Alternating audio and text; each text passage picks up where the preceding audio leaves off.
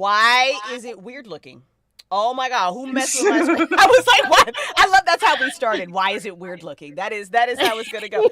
I fixed these effing cameras before we went live, and now OBS has got it all wrong, and I'm so mad right now, family. I'm so mad. I'm gonna fix it in a second.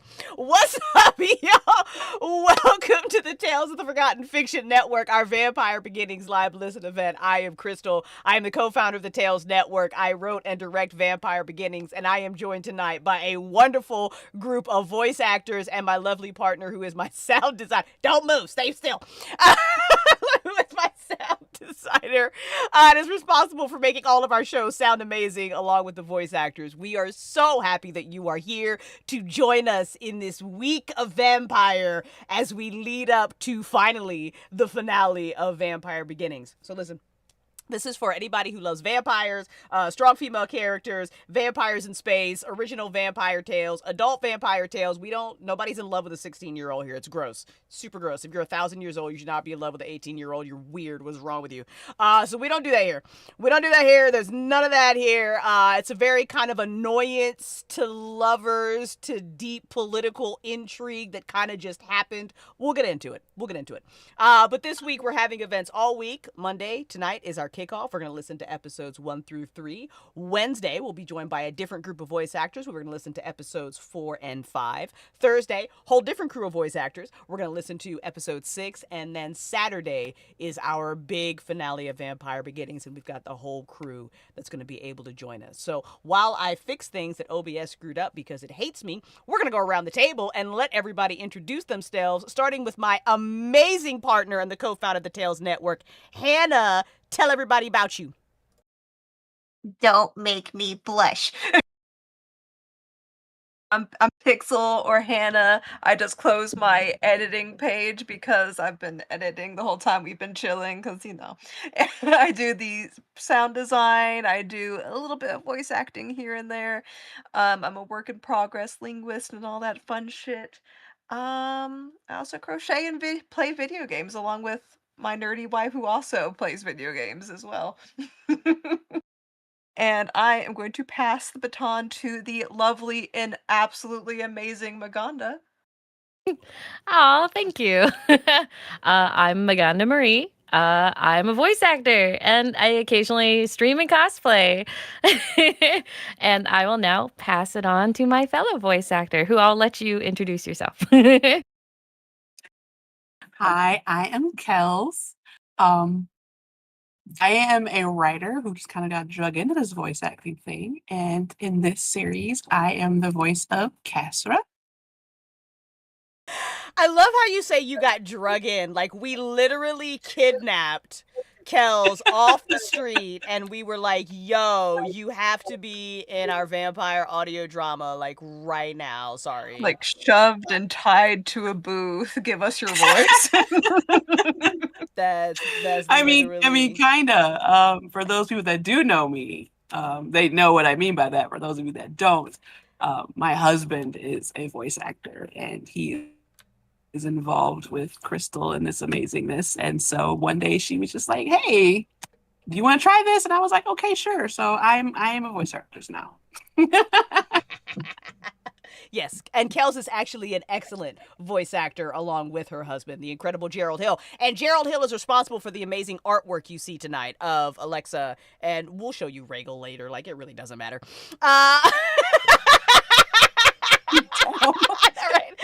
Out early with the snark. Early with the snark. We gotta mess with him a little bit. I can talk as much. Isaac's not gonna be here, so we can just talk about shit about Raegel the whole time. So guys, let's start off questions first, and then we're gonna dive in, listen to these episodes together, have a great time with it.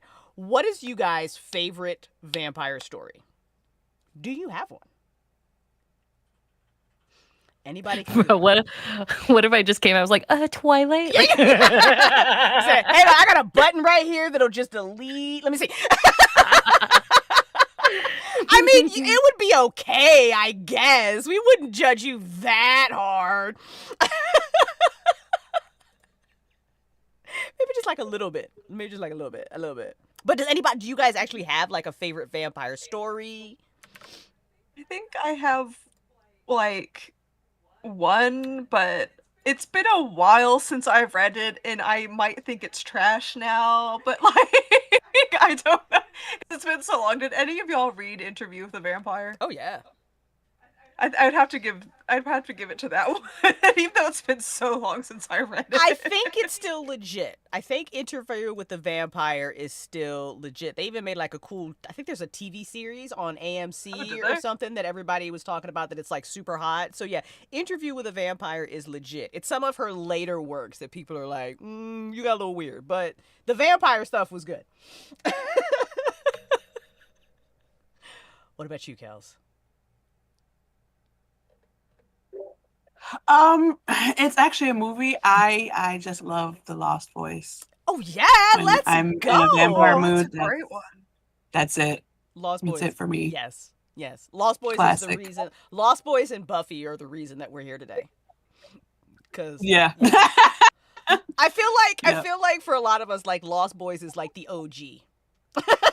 Yeah. It is. It's not Dracula. It's not. It's Lost Boys. It's literally Lost Right. Boys. And I didn't read Interview with the Vampire, but I did see the movie way back when it came out, and I did enjoy that too. Mhm. So those are always the first two I think about because they were like my introductions to vampires. Nice. So Maganda, is your favorite really Twilight? No. It's just I can't remember the name of it. It's the British comedy one where it's like they're doing like some sort of like it's almost like The Office where they're following them around. It's their daily lives and like they all live in this broken down mansion. It's kind of like a frat house but with vampires. I don't remember the name of it though. So familiar. And like the guy even comes from You in his the like shadows? yeah, that's it. Yes. I just couldn't remember it. And this whole time I'm just like, gotta remember. Yeah. Yep. I forgot about that. Yep. I love that too. I love that. Hilarious. I My favorite episode is when he goes to the store. He's like, I need more creepy paper. All right, y'all gonna have to put that in the Discord chat now, so I know to watch it. Like, that's gotta go. That's gotta go on the to watch list immediately. Okay, I love this. Yeah, What We Do in the Shadows. Shout out to that favorite. Okay, what are some vampire tropes that you were like, please never do this again? Are there any vampire tropes that we are completely just tired of seeing in vampire stories? Why do they all have to be hot? Give me some normies in there. You want normal looking vampires? Okay. Because it makes me feel better. Maganda, you're hot! What are we talking about? Stop talking shit about my friend. Stop arising from your dusty, crusty ass coffin. Not to stop arising from the coffin. Okay, no more vampires in coffins. We're done with that. No, every time when we play V Rising, which is a great vampire game, every time they come out of their coffins from their nests, I'm like, please stop. Just go to bed. You don't need to do this. I love it. Okay. Chat, the question is open to y'all as well. Favorite vampires and vampire tropes that you were just like, get it out of here. Kels, what you got? What are you just tired of hearing about in vampire stories? I am tired of them having blood all all over them. Like, when I bite into a sandwich, I don't let, like, the mayonnaise drip all over me. So it's just like, can you clean it up a little bit, please? And then you think, you're just going to walk out into the hallway, with blood on your face, and no one's going to know that you're a vampire? Okay, like, let's be a little cleaner, guys. Have a little more hygiene.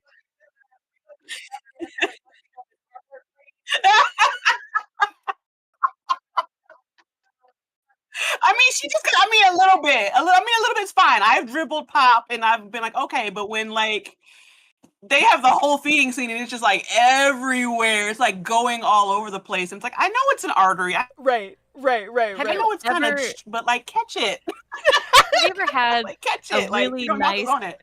fresh mozzarella stick? Like, when you bite it, it just kind of goes everywhere. Humans are mozzarella sticks. I mean, listen, we've all if you eat meat, you've had like a real juicy burger before, and stuff gets everywhere sometimes. But I feel like Kelsey's got a point. Vampires just get real excessive with how they eat stuff. It's like y'all ain't got no manners at all. Like like you made 2 holes, and you're gonna let all this food go to waste. Not the human. At least Good bottle stuff. up a little bit. Right. Now when we come back to vampire, there is going to be a vampire who is just messy as hell and constantly has to wear a bib. Just for the LOLs. Like, this has to happen. Like, Boise's and Kasara are just going to be staring at this idiot the whole time and just being like, bro, it's a bag. How are you being this messy with a fucking bag? Like, what is even going on? Like when they go to seafood places and get that seafood boil and just have that plastic bib.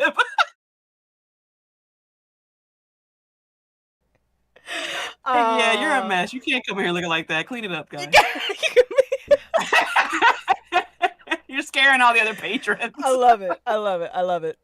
Okay, so there have been, like, aside from, like, y'all's favorite, there have been some, like, new vampire shows that have come out.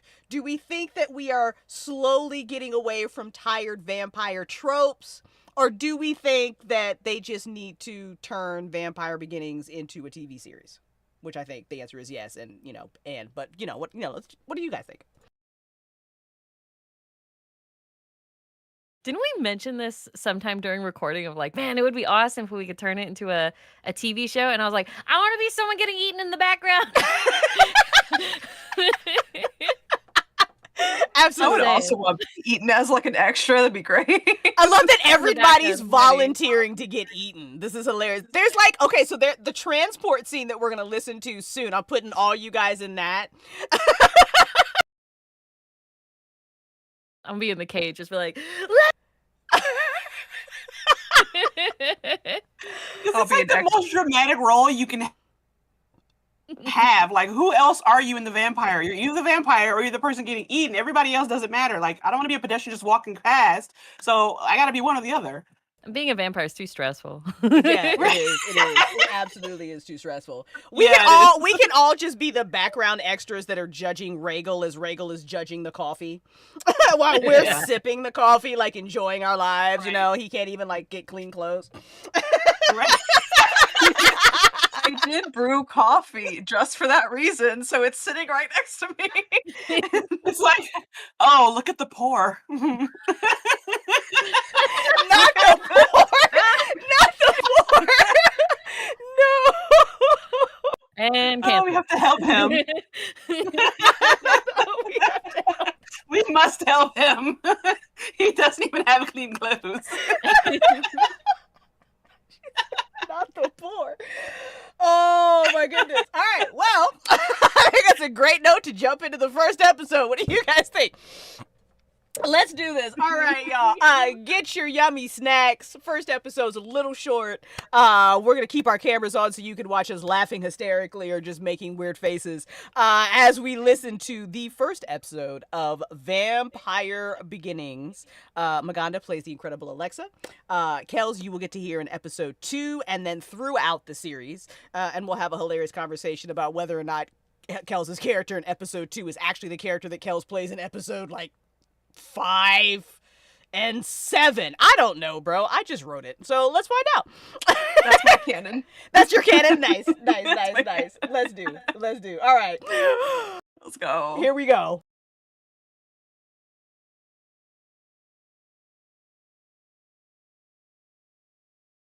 Hang on, stream can't hear. 1 second. 1 second. I thought maybe they could, but they can't. So I guess they want to hear it too. I guess maybe we won't EA you guys and we'll let y'all listen and not just watch us laugh at something you can't hear.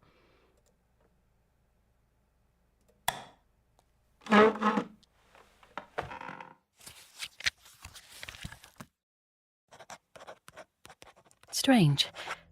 I always thought it strange that humans and vampires existed so close to each other. On not one, but many different planets. Biological necessity, perhaps? Set aside all expectations. Erase what you think you know about the relations between vampires and humans. Things are very different on Nomoria. If I'm to tell this story properly, we will separate the truth from the lies, and you'll just have to decide if I'm a reliable narrator or not. The sunlight, yes, it hurts us if we stand in it directly. I have enjoyed many a day under the shade of trees, on the rare occasion I miss the light. But the night is our goddess, the day our destroyer. We do not burst into dust instantly, but prolonged exposure weakens us, blisters our skin, negates our magic and strength. It happens fast. 10 minutes at most, and we fall into a coma we may never wake from. 30 minutes of prolonged exposure, and we die. Our hearts beat. We are not dead. We are different. We live for thousands of years. The oldest recorded vampire on Nomoria was 27,000. I imagine she was quite tired when she finally closed her eyes for the last time. We know when our death approaches. The tick of time ceases. We say goodbye to our loved ones, find a plot of dirt and bury ourselves in it. Then we cease and return to the planet that has given us so much. I have always seen my reflection. I adore garlic. I have no children because I despise them, not because I can't have them. If you drive a stake through my heart of any type of material, I will likely die. It doesn't have to be wood. You'll simply have to be fast enough to do so. Some of us can shapeshift, and vampires are born with different abilities. But other abilities can be learned. We are blessed with strength and agility, though some of us have been born weak and sickly. It is rare, but it happens. They are well treated, and they are usually the smartest among us. We do not sparkle, and we are not pedophiles. We control this planet, because that is the way of things. We trade with other planetary nations, we explore the galaxy in our interdimensional traveling vessels, and the majority of us avoid the Milky Way galaxy at all costs, because there is no reason to go there. It is a silly backwater place of unevolved fools. And yes, we survive on blood. We can eat other things. My taste buds work just as well as any humans, and we enjoy certain delicacies. But they are usually paired with the blood and cooked flesh of the humans we consume. We eat animals too, though we find humans to be more fulfilling. And no, here humans cannot become a vampire. You are either born one, or you are not. Our bite will not transform a human into a vampire, though if we share our blood with a human, well, there is a benefit to it. We have heard of stories of other types of vampire that can turn humans, but I have not yet actually seen it done. I suppose you could say humans are our slaves. They work for us. They feed us. And we let them live, breed, and love, if they so choose. Heavily regulated, of course. They are kept well fed and exercised, and, well, a healthy human is quite delicious. And yes, we play with our food. At least, that's how it was in the beginning. When humans had nothing to offer us but their flesh and their blood. It was because of Raegel that things changed. Raegel. That arrogant, mouthy little shit of a man. And a threat unlike any we'd ever seen. It changed because sometimes you can play with your food so much that you don't want it to be food anymore. You want it to be something more.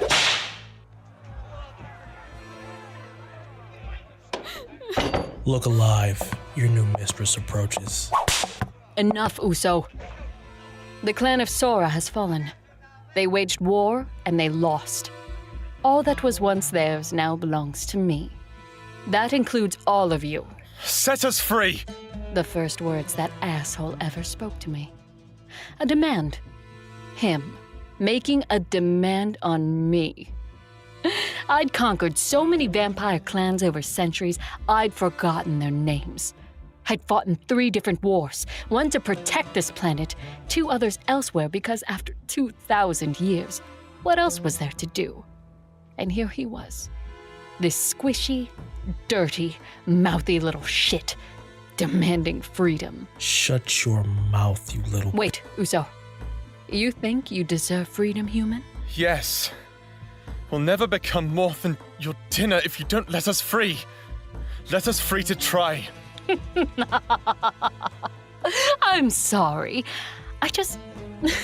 try to be what? Your equals. Something more. Our equals. Blessed moons. And for what purpose would you want this? Don't you want it? Aren't you tired of spoils so basic? I'd never call you basic. What was your name? Raegel. It is unlikely a human could ever drive a stake through my heart. Or any other type of weapon, because we vampires can, in short, rapid burst move faster than they can see. I did so now. When I reappeared in front of him, I kicked out his knee because I disliked the fact that he was slightly taller than I. When he was rightfully kneeling before me, I wrapped my hand around his throat, reminded him of my strength, and let him fight for air. You are not basic, Raegel. You are delicious. And you, and all the rest of you, will feed me.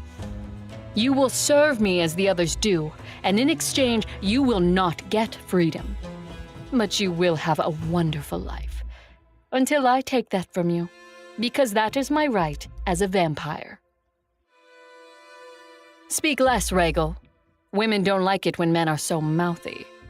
And smile more, would you? Be happy that unlike Clan Sora, when I conquer a house, I do not murder the spoils of war for fear of betrayal. I do not have that fear, because you will obey.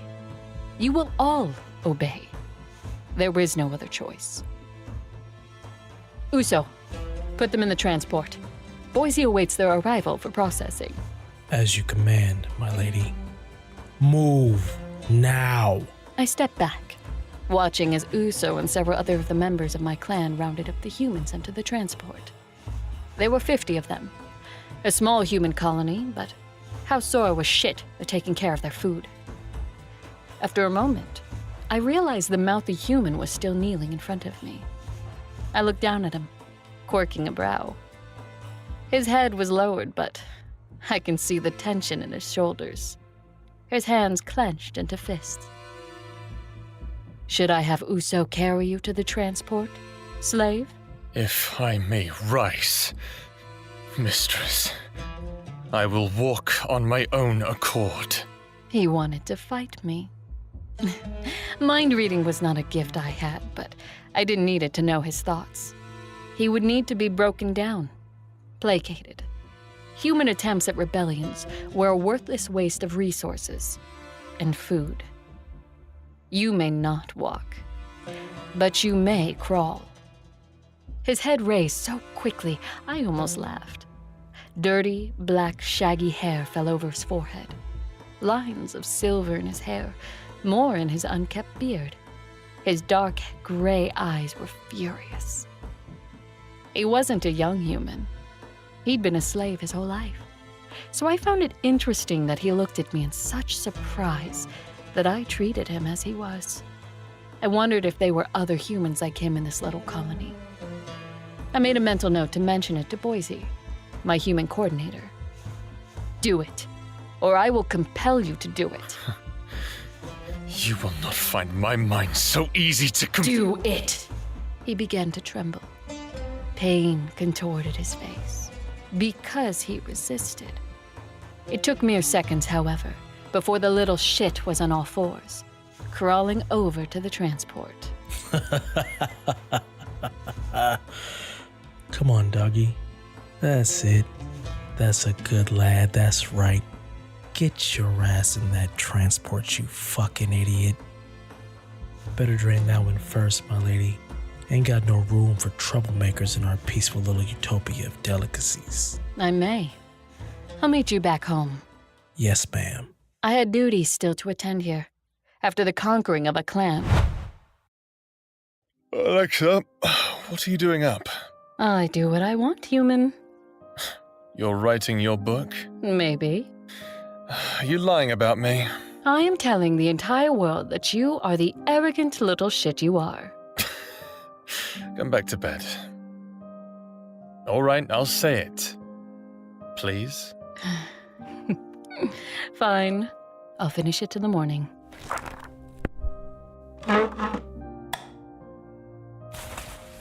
See? Isn't that better? It's adequate. Do I get to write a chapter? No, you lie. And you don't? No, I don't. Come on, one chapter.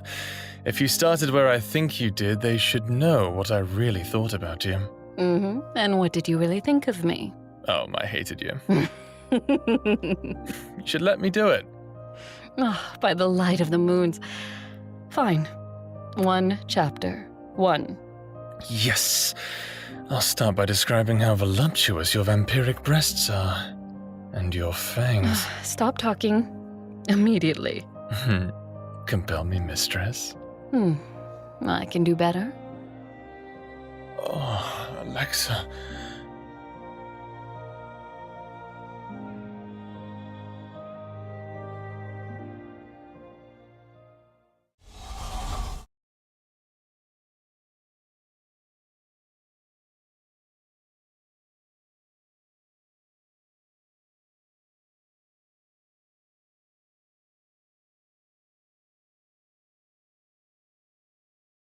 I did not mute myself.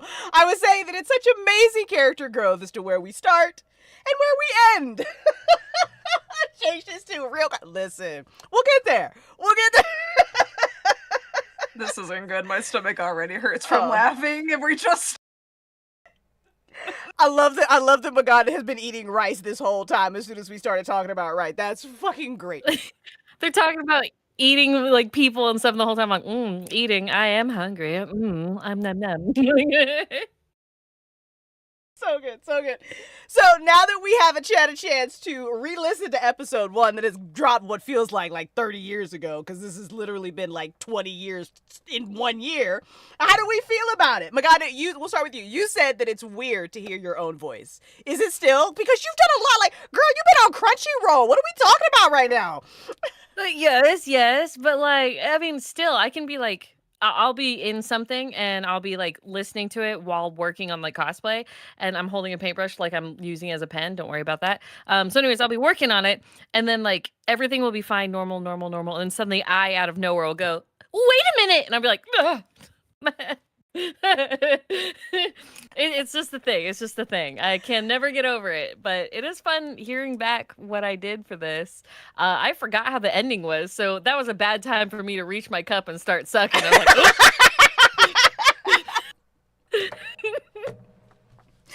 I'm just gonna say.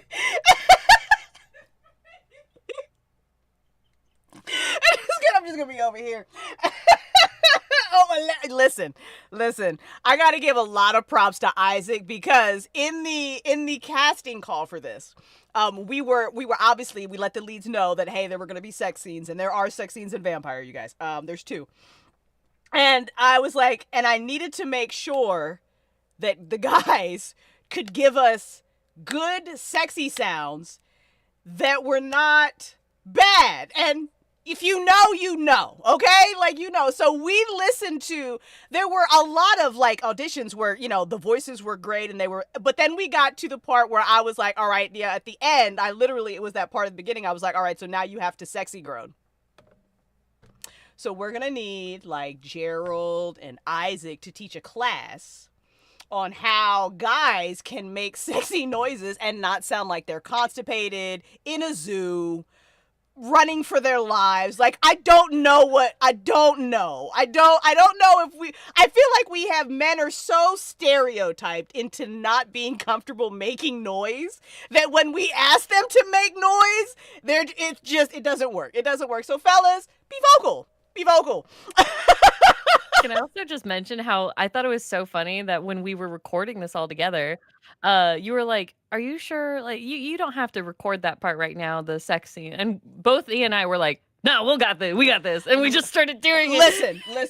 I have to applaud yours and Isaac's professionalism, because you literally helped me as a director get comfortable directing sex scenes, because that was my first time. It was literally my first time directing actors through a sex scene. And Maganda was just like, how many moans you like? Is it a closed moan? Is it And my camera was not turned on, so you couldn't hear me constantly making the noises while also doing this with my hands. I'm just kidding. I didn't do that. yes. In case I promise I'm going to start pressing this OBS button, but I was saying so the stream could hear that yes, it was because of Maganda and Isaac's incredible level of professionalism that helped me and director get comfortable coaching them through sex scenes. So now I'm comfortable and we could just do it. But yeah, they were into it. They had a blast with it. It was hilarious. Yes, their cameras were off when we were. So I have no idea what the hilarious faces they were making as they were making all these amazing noises for us. But I remember when we were doing the when I was playing the sex scene on the track for episode, I believe it's episode, slight spoilers, but I believe it's episode 4 that we get to it. I'm realizing that as Isaac is like narrating his sex scene part, Maganda is like making noises in the background, and I'm like, oh, this is amazing. Oh God. I was like, It's real. Listen, we have a whole SF track and it's moans. I've got like different levels of moans now too, which is great. You guys gave me such good stuff for episode 4. I used it in episode 7. I'm like, wait, hang on. I got a moan from there. I can put it right here. I was literally, we just such a fun job sometimes. I love this job. It did a great job. So thank you to you, Maganda, for being so amazing, so incredible that we got this done. Kels, because this, I don't think this was your first show with us. I think was this your first, or was it Weird Uncle? I don't remember. Actually, I don't remember. I don't either. I think it was this one. I do think it was this one. Was it this one? Awesome. I think so. This is awesome. Yeah. All right. And I actually thought episode 1 and 2 was one whole episode, so I was like, where's the rest? And I realized that was the end, and I was like, oh. Well, okay, so Vampire Beginnings originally was going to be like a Tales membership exclusive. But then I was like, oh, this is too good. I need everybody to hear this. So that's why the first episode was so short, because we were just going to make it available to like Keepers of the Tales online. But then I was like, no, I got to let everybody, this is a fucking amazing. And so then this is why episodes get longer, and while episode 7 is like fucking ridiculous. But Kels, We don't talk about the length of episode 7. we don't talk about it. You guys are going to love it. Us, we're like, it's fine. I'm sweating. So Kels, you have now voice acted for us and a couple of different shows. I know that you're going to voice act in some of the audio dramas that you guys are working on with the company that you run with your husband. So, and you are also an incredible author. So when it comes to character work, because I know that you and I are both writers and we've got voices running in our head 24/7, Do you approach it differently? Like, is there a different space you have to get into versus creating a character for your own writing versus sliding into a character that you've got to voice act?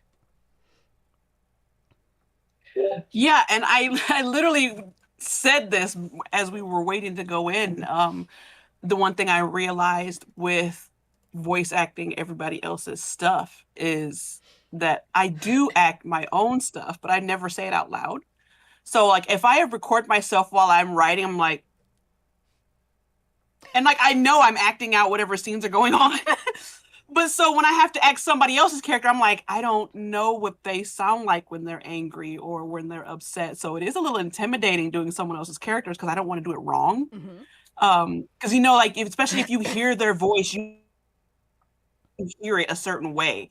And so I'm just like, I'm cool being like background people because like I said, this isn't my job. It's not my profession that I do and I make money and I study. It's just something that is really fun for me. So it is just a little intimidating. Like y'all know what y'all are doing because like this is your life and I'm just coming in hoping I don't mess it up.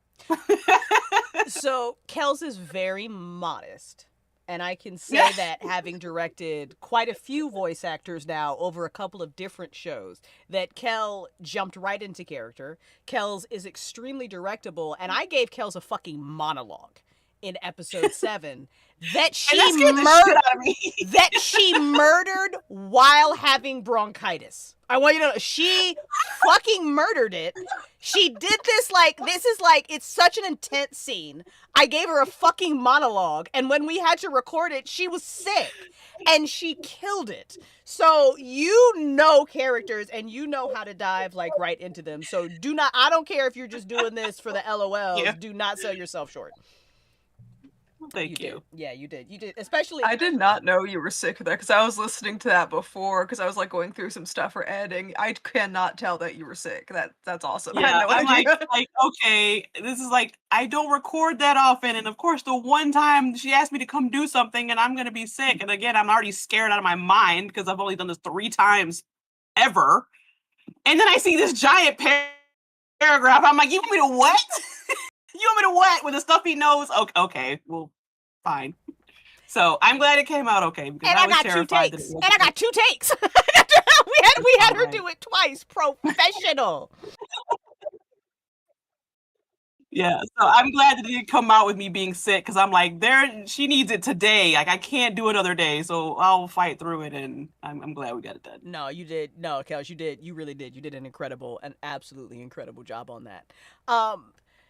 Maganda, I know it's been a hot minute, but when we originally put up this casting call, I have to ask you, because you are voice acting professional. Every day I am amazed that we got you. And by the way, you guys should be hiring Maganda, listening to all Maganda's roles on Crunchyroll. Maganda's very famous. This is very famous now, okay? Very famous. So, what drew you to the character of Alexa? Oh, I think you asked me this a long time ago when you first hired me, and I'm going to answer it the same way. Okay, because I don't remember how you answered it the first time, so you could lie now, like I wouldn't know. No, I'm not going to lie. Okay. I want to be a tall, strong, big dummy mommy. That's exactly what I told you before, and it hasn't changed. I'm 5'1". Let me be tall and strong. I resonate so much with this. I'm 4'11". Let's go. Let's go. Yeah. Right. I love it. So, kind of vaguely remembering, because we'll listen to 3 episodes, and I know you can't make it for the rest of the week because you are very busy. But like vaguely remembering kind of Alexa's journey, the casting call to how it ended. Did her story kind of go the way you thought, or were you like, oh God, we're in a whole different world? I mean, I will say the ending took me for a loop. I'm not going to spoil it, that's for sure. But, we got kind of like, I got to see in episode 1, her strength, her just absolute stoic, like, I'm in charge and everybody else can bend down to me or else I will eat you. But then at the end, you hear the softness. I'm like, oh, obviously she's gonna fall in love. And I'm like, oh, I'm in for this.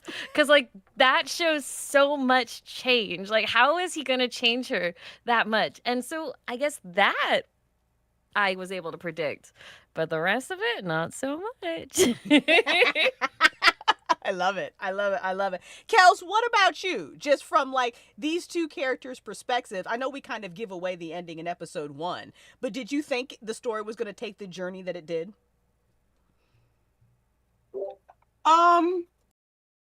Kinda, because I expected something to be different, because I mean that's always the point of, you know, the growth of the character, and so I didn't know exactly how, but like you said, you kind of get that glimpse of, you know, oh, okay, well, they, you know, do actually get together as a love story.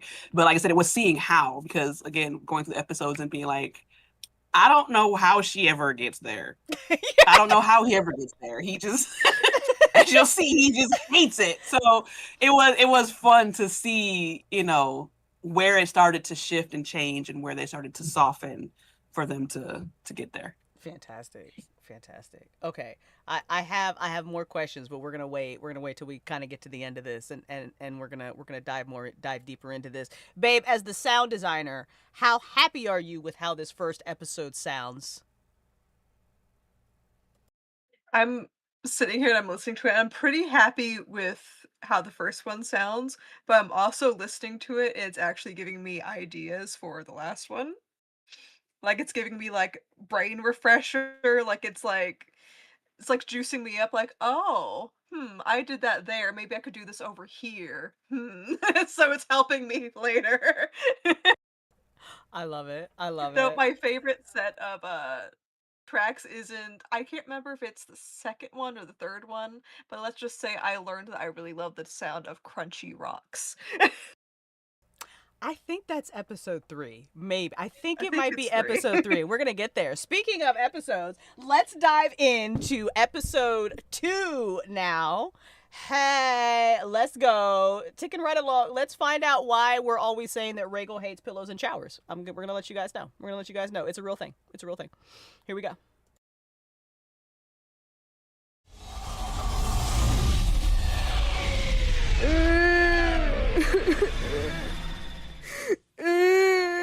Shush now. You've got nothing to worry about.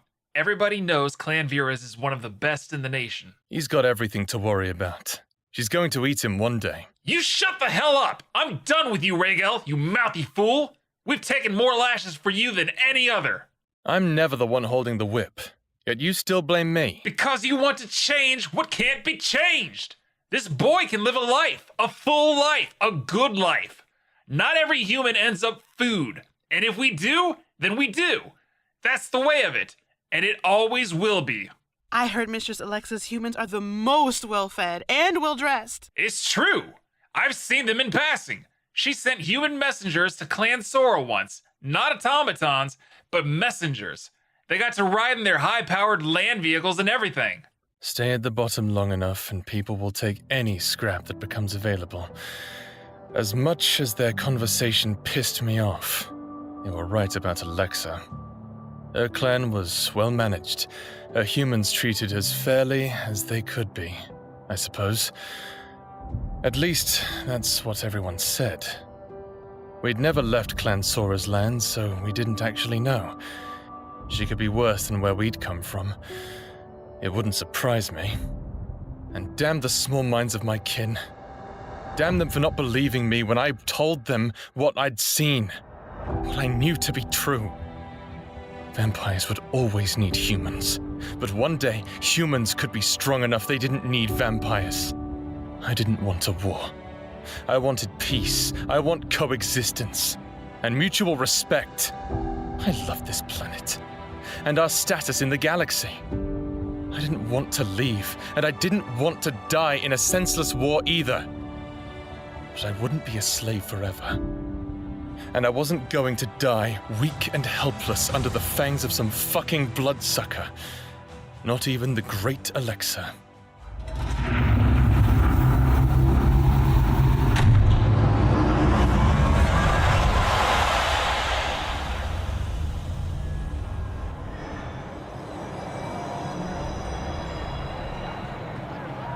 I stepped out of the transport and was annoyed at the gasp that almost left me. On first glance, this colony was... oh, fuck her. It was beautiful. Vampire cities on Nomoria were an eye-catching blend of technology and nature, hanging gardens, glowing moonflowers decorating high-tech steel lush parks. Buildings of gleaming steel and glass, elegant manors and castles of stone, decorated by night roses kissing the surfaces. Everything vampires built was beautiful. Human colonies usually weren't. They were okay, some of them were downright slums. But this one, just fuck her. Fuck Alexa. The roads were paved, the streets were clean, and not from the labor of the humans, but the automatons zipping about. There were fruit trees, and my stomach growled at the sight of them. Even under the light of the 2 moons, the humans here looked... By Lucifer, they looked happy walking around. There was even a fucking cafe. Did I smell... Was that coffee? All right, everyone settle down now. Eyes front, I need your attention. Thank you. My name is Boise. I am your coordinator. I want to welcome you to Clan Virez. I know what terrible conditions you lived in under at Clan Sora. Rejoice now, because you will experience the most freedom a human is given on Nomoria. All your needs will be met. Food, housing, clothing, entertainment, health. Under the light of day, do as you please. Or don't. Live your lives to the fullest, for they belong to Alexa. And may you be so blessed that one night calls upon you to repay the debt you owe her. All hail Mistress Alexa! Okay. Be patient while we get you all through processing. You'll be given a tablet. It is yours to keep. You'll find many things on it along with the rules of the colony. If you cannot read or you're not tech-savvy, one of the automatons will be dispatched to your home to assist you. Please make your way through there. After the hellish conditions of Clan Saurus, even I had to admit this almost felt like freedom. The registration process was surprisingly fast. No one was rude, aside from Uso, but fuck him. I was escorted by an automaton down a pristine street that smelled of lilacs. It stopped in front of a door and handed me a keycard. When I inserted it, I was inside her modestly furnished room. It was spacious. More space than I'd ever seen in my entire life. Where are my roommates? I'm sorry, I do not understand. Who else is going to be living here with me? This is your home, Mr. Raegel. Just Raegel, please. As you wish. Hang on. This whole space is mine. Yes. So long as you obey the rules in accordance with the I policy. tuned out the bot and looked around. The bed wasn't a cot. I touched it. Mattress. Soft. There were sheets, blankets, 4 fucking pillows. Is that a bathtub? It's huge. That's mine? Yes. There's a shower. A separate shower. How long do I have in the shower? As long as you want, sir. Our water system is extremely robust and of the highest quality. You're telling me I can take a shower for as long as I want? Yes. When you are ready, sir, I will take you to the department store, where you can select new clothing. Buddy, can we do that tomorrow? Because all I want to do right now is get in that shower and forget the world exists. As you wish. Good evening, sir. No. Holy sun goddess, it's hot! Hot fucking water!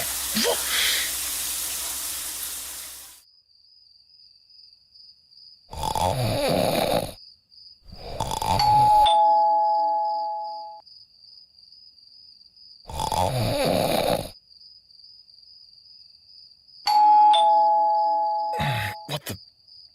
I'm coming.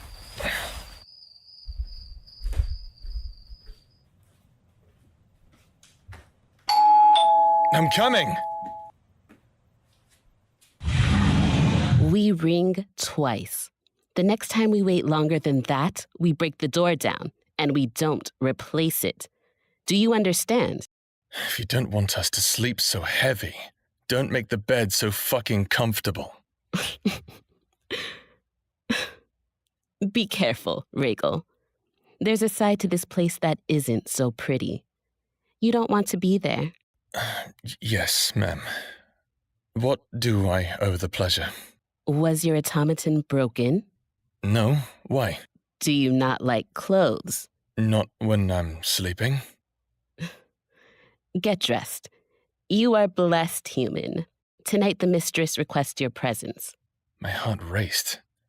Both fear and because... Never mind. Fear. Just fear. And I hated my fear. I hated the power these vampires had over my life. My face must have given it away because Boise started laughing. Yeah. All that bravery usually goes away when this part comes. I don't know if you're going to die tonight, Raegel, but I do know it's better that she feeds on you. Me? I don't care if it hurts. So hurry up. I didn't have a choice. I threw back on the dirty pieces of shit clothing I'd been wearing before. Boise rolled her eyes at me. I followed her into her fancy land vehicle, and we flew towards Alexa's manor.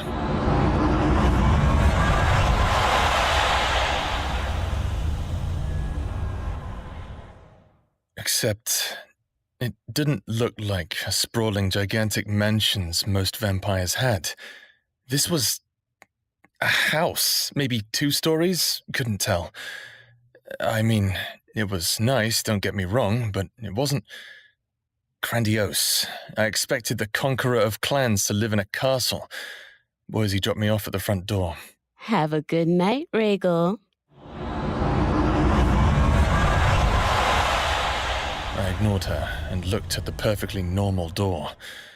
I squared my shoulders, took a deep breath, and knocked.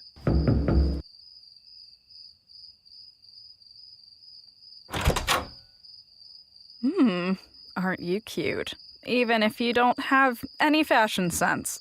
Sorry, the shower was too good to get out of. Oh, you're new. How cute. I'm Isbay. My pronouns are they, them. And you must be Raegel. Yes. Did she talk about me? She handed me a tablet with your name and picture on it. Come on in, honey. Thanks. I'm he, him. Cool. This way. Fuck me. Alexa must be some kind of hedonist. We'd heard about those types of vampires. The ones who like to mate with their humans. This was a little more than that. The room smelled like... I wasn't sure, but it smelled good. There were maybe 10 people, 3 vampires, the rest human, and they were all doing... things. The sight of it turned me on, and that pissed me off. It wasn't enough that these fucking vampires made us their food. Alexa wanted us to be their whores as well. She had another thing coming if she thought I was going to degrade myself like that, just because of a comfy bed and a hot shower. Consent's a thing, you know. Excuse me? You look mad all of a sudden. You're not? You're okay with this? People having a good time? Is it? Or maybe we just don't have any other choice because we're slaves. Now, honey, calm down.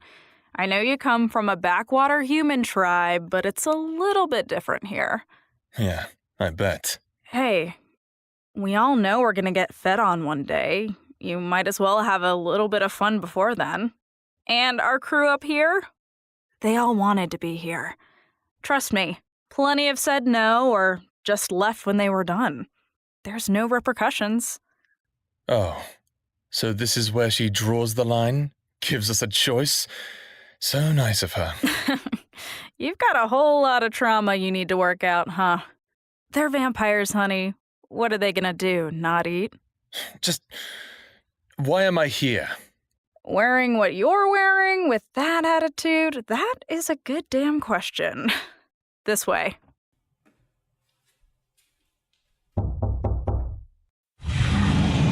Alexa, baby. Raegel, aka Mr. Attitude, is here. I hated Alexa. I hated her so intensely in that moment because never, not once in my 36 years had a vampire feeding on a human ever looked anything but barbaric to me. But this didn't look like death. This looked like... Oh, fuck her. Alexa, conqueror of clans, one of the oldest vampires on this planet, was kneeling between a woman's legs. I'm guessing it was a woman. I didn't ask her pronouns just then. I watched Alexa lift the woman's leg over her shoulder. The woman's breath was hard, not in fear, and she moaned when Alexa ran her tongue along the inside of the woman's thigh. She moaned louder when Alexa bit her. Now, they were both moaning, and I hated them, and I hated her, and I hated how tight these pants were, and why didn't I let that automaton take me to the store? You just wait here. I'm sure she'll be with you in a minute. Have fun. She still hadn't acknowledged I was there. The woman was still quietly moaning, and I think Alexa was too, though much quieter.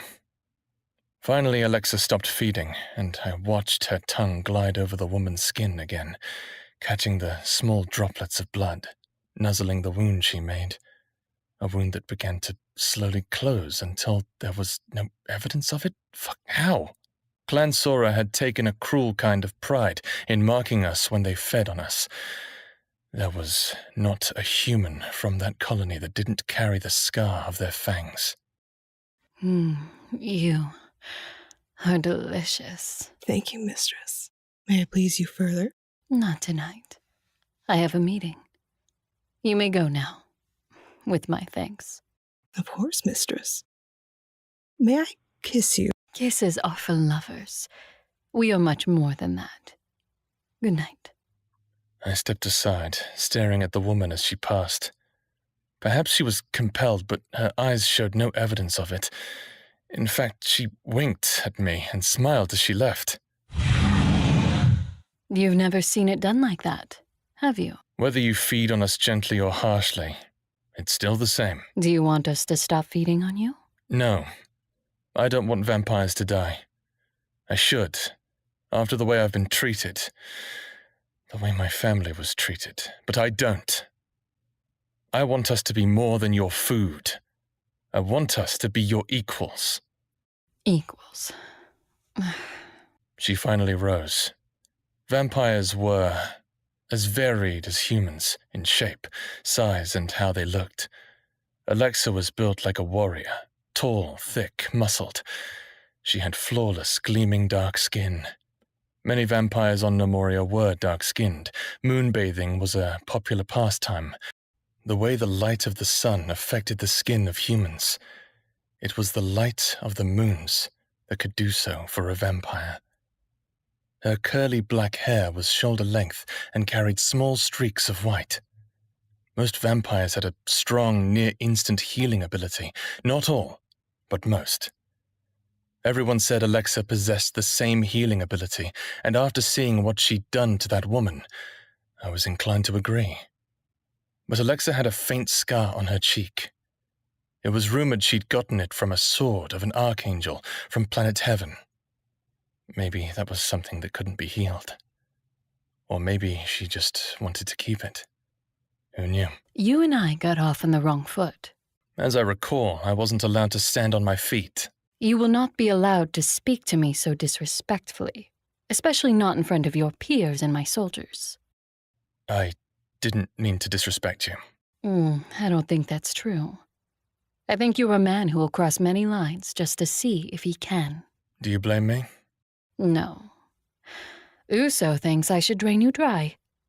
Put a stop to you right now before you put your silly notions of freedom and equality in the heads of the others. I'm flattered he thinks I'm so dangerous.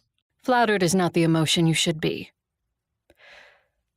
I am aware conditions at Clan Sora were brutal. Cruel.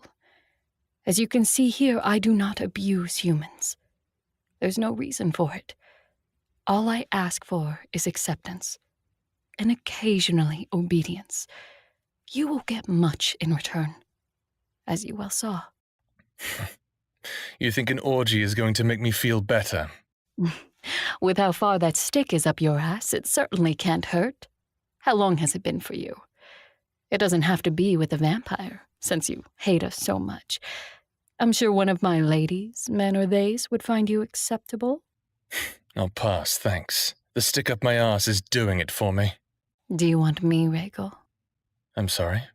I said, do you want me? She was in front of me now. I could smell her hair. It wasn't perfume, it was lavender, maybe? Soap. She didn't touch me, but I was acutely aware of how close she was. Why didn't you kiss her? Because a kiss is one of the most intimate connections. And I don't kiss those I don't love. You didn't answer my question. What? Do you want me? No. No. I hate you. I don't like you either. I'm glad we got that out of the way. She took a step back, and I found myself licking my lips involuntarily. She kept walking backwards, and as she moved, I watched her hands move to the front of her robe. She opened it, teasing me with what was underneath, but she didn't take it off. Instead, she sat down on the edge of the bed, crossing her legs, placing her hands on either side of her, and locked her stupid, beautiful eyes on mine. You may come and hate me, if you like. I'm not going to turn into one of your mindless puppies just because you let me fuck you. Moon forbid. I'm not going to like you either, or the fact that you won't even listen to what I want for humans. I know, Raegel. Fucking you isn't going to make me like you either. I hate you, Alexa. You're not interesting enough for me to hate yet. Bitch. I was getting closer. I didn't even realize that I'd crossed the room. I didn't know what I'd lost myself to. This woman, and how much I hated her until I realized I could taste her skin under my lips. Her neck, my lips were against her neck. Being worth my time, Raegel. I drew back abruptly, with a lot of willpower.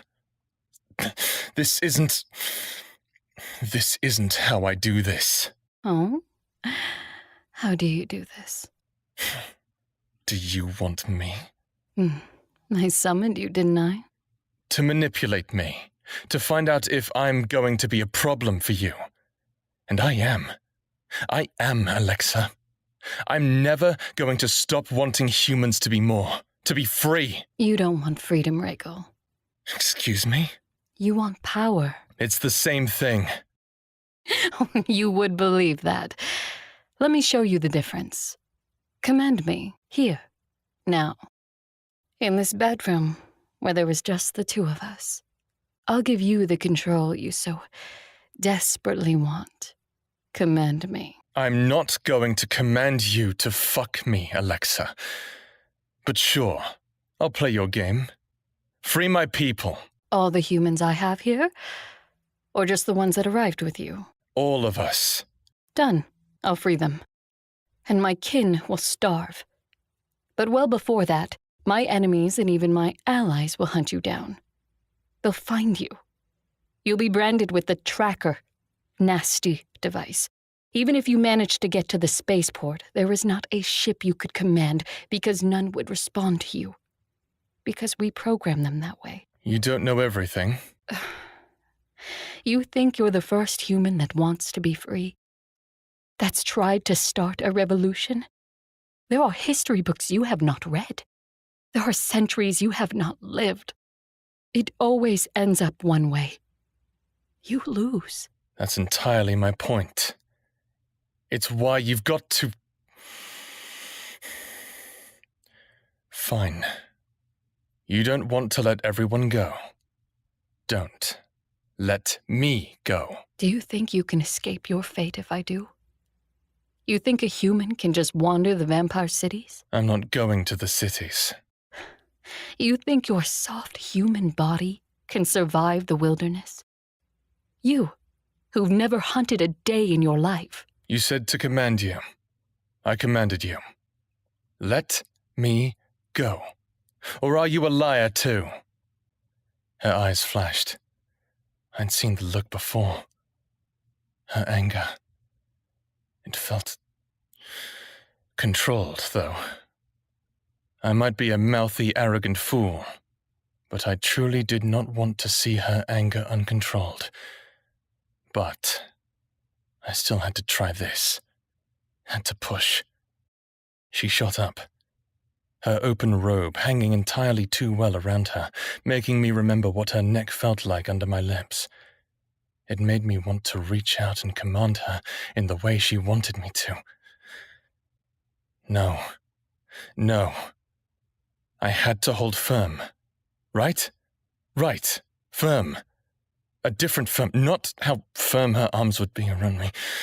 Or would they be soft? All that muscle and...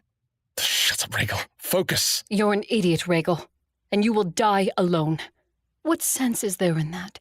I know your previous masters were cruel. I know you've lived a lifetime of it. I am none of those things. Let me show you. Stay here. Live your life in comfort. Fall in love. Have children. Take the freedom I offer. Her impassioned speech made me realize how good a commander she probably was. I would have followed her into battle. But not as I was. Not as weak as I was. Not with a lifetime so limited. She deserved better. And so did I. I came closer, drawing in her scent. I raised my hands and framed her face between them, staring into her eyes. She couldn't fathom my request because she only saw what she knew. I could not speak to her history, but she looked as if she'd seen one too many senseless deaths, and it was clear she thought I was walking into mine. But I had a plan. A stupid one, but a plan nonetheless. I do want you, Alexa, and I hate that. I've never wanted a vampire, but I want you. Just not like this. Not as I am. I need to be more. I will stand as your equal, or I will die trying. Setting you free won't grant you what you seek. What you seek is impossible. Let me try. Please. I felt her fingers close around my wrists. Hands of a warrior. I let my mind wander, thinking of how those hands would feel on me, gripping my back, touching me like I wanted to touch her. Fine. Just as my mental fantasy was getting so carried away, I was thinking maybe I should take her up on that offer, just in case I did die.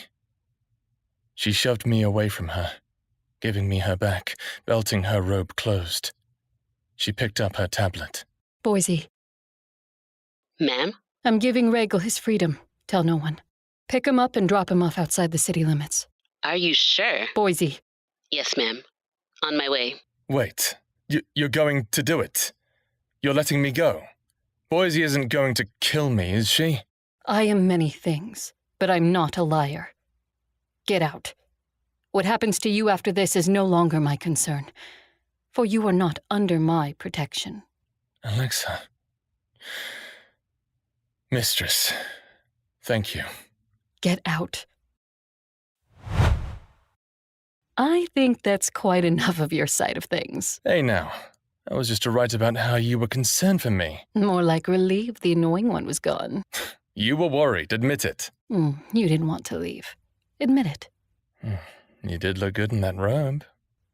Other men jumped at the chance to get that robe off. Other men don't get you all to themselves. Maybe they should. How dare. You're mine now. I suppose. After what a colossal pain in the ass you were to save, it's only right I should have claimed you forever. We are in agreement. Come here and kiss me. As you wrote, I don't kiss those I don't love. You love me, Alexa? I am helplessly in love with you. Kiss me. Fine. I hope you've enjoyed listening. There is some S-tier mockery in this fucking episode that just makes me so fucking... Right, now he wants to fucking... Yeah, no, it's just... I forgot how subtle and just well, Maganda, you played Alexa's lines, like, as she's mocking him, as he's throwing his temper tantrum in front of her, is just, like, fucking S-tier. I think a lot of that came out naturally, by the way. I have to say, when I wrote this scene, I did expect it to happen, but Raegel was like, no. And I remember writing, I'm like, what do you mean, no? He's like, well, I'm like, what do you mean? What are we doing here? And he just went on this whole tangent that I, the writer, have no control over. So I want y'all to know that that's I don't know where he came from. I don't know. I don't know where the fuck he came from. I think we've talked about this before when we were like discussing all the male characters you've ever written for like an audio drama or book or even in like tabletop. He is so different from all the male characters I have seen out of you. I don't know. Yeah, I don't know where he came from. I really don't. And you know, I loved how this scene turned out, even though I was like, you stupid. You look stupid. Because there is this beautiful clash of ideas that is happening here, right? There is Alexa, who has 2,000 years of wisdom behind her, time that my ADHD mind can't even fucking fathom. And she's like, you stupid. You don't know nothing, and you try to go out into these wild lands, and like everything she's saying to him is correct. But he's like, no, we have to, like, I have to do this because there's this thing that I can't tell you about, you know, and I so like if they had I feel like there was a way that this conversation could have approached differently, in which Raegel could have gotten what he wanted. But there is the understanding that he got some trauma. So we're not quite there yet. And we learn more about Alexa and like what she has going on that she's obviously not going to tell the fucking human about. So, but it is interesting how these ideas clash with Alexa, who's like, this is what I know, and Raegel was like, well, this is what I see as a possibility. So it is a very fun scene in between all the sexy verbal sparring that's happening. So, yeah. Literally, Shelley. Literally, absolutely needed to communicate. 1,000%. But how do you guys, Kels, how do you feel about, we drag Raegel so much. As a writer, how do you feel about this scene and this character? I laugh so much because it's like I'm not surprised by any of it. Like I heard that first episode. I'm like, oh, he's just gonna be a problem. He's just gonna be a problem. He's gonna be too proud to do anything. He's not gonna want anything. And he's just gonna go get himself killed. And that's why I laugh and I made that comment, like he's all, I'm not gonna come at you. She's like, well, get out. And he's just like, Alexa, like, oh my God, you gonna let me leave? Like, fine then, leave. I'm gonna beg you to stay. And he was a little salty about it. I mean, I guess I'll pack my little old underwear and go. Like, so yeah, he's a whole problem. And I'm just like, oh, we gonna mock you to the end of time because you're fighting so hard against this. Like you're saying, take a drink every time he says fuck Alexa, you'll be drunk by now. Yeah. Because he's trying so hard to stay angry at someone who's not the cause of his trauma. And unfortunately, when you have trauma, the phrase hurt people. And so he can't get back at the people that hurt him. So he's just like, well, she seems nice enough that I can just say whatever I want. And she's like, no, fuck you. Right. No. So yeah, he gets to, figure out how to work through that trauma and realize that she's not the problem. Right. Oh yeah, he's gonna work it out. Mm-hmm. No, go, hey, were you about to say something, babe? No, I was about to be like, now work it out. Kels, have you ever written a character like Raegel? Have you ever, or just been in a scene and you thought it was going to go one way and then your character was like, absolutely not, I'm not doing that. And you were just like, well, what are we doing? Can you tell me? Not like Raegel in a sense, but someone who is very stubborn. And yes, that was the first time in all of my writing where I'm like, this is what's going to happen. This is the timeline. This is the plot. This is what happens. And she went, absolutely not. I'm going to do the opposite of what you said. And I was just like, excuse me, I don't know what to do now. I don't, what am I supposed to do? You're supposed to be here and now you're not. I had to set it down for a while because now I'm like, now I have to figure out how to make this work because you decided, no, I'm going to be stubborn and I'm not going to change my ways like you said. I am not going to character growth like you planned. I'm going to stay exactly how I am. And this is just not going to work for you. And then I had to figure it out.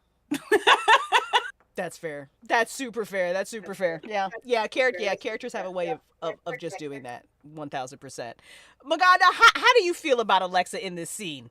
Do you like your performance? Because I love the subtleties that you threw in there.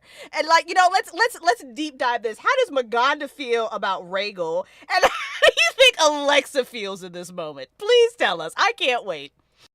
Okay, so first of all, how I feel about Raegel. Everyone loves a good brat. Raegel's a brat. But it's funny because now that I listen back on it and stuff, you grow constantly as you're doing stuff in your career. I know I can be more sassy now. I know I can turn up the bitch factor without making it too obvious. So I like to feel like, as Alexa, I'd be like, I'm holding back in this scene. I'm holding back. I know I can get him. But I'm holding back. Right. And she could have. Like, yeah. I mean, it wouldn't have taken much to get him to change his absolute mind. Yeah. And then he would have just the rope just had to. Right. The rope just had to slide off a little bit more. Right. And then done deal. That'd have been a done deal. Yeah, he'd have been sleeping and drooling and all that kind of stuff, and then woke up the next morning mad as hell. I do also like. There's a part of me that's like, he's still wearing those smelly, dirty, gross clothes when he's that close to her, like on her neck. With her heightened sense of smell, she's like, mm-hmm.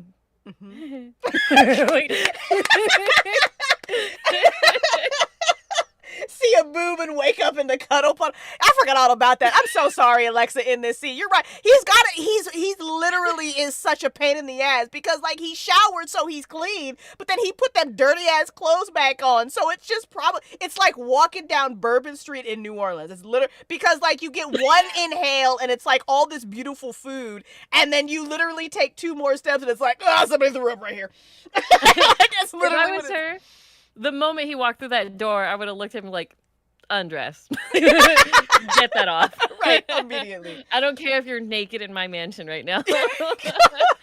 Everyone else is. You fit right in. Right. Please. God, you smell so bad. Poor Boise. Poor Boise. If they had done it in that scene, they'd have to do like round one in the shower. Valid. Y'all would have dragged me. Y'all would have been like, you mean to tell me that happened and his clothes stayed on that fucking long? You lying, Crystal.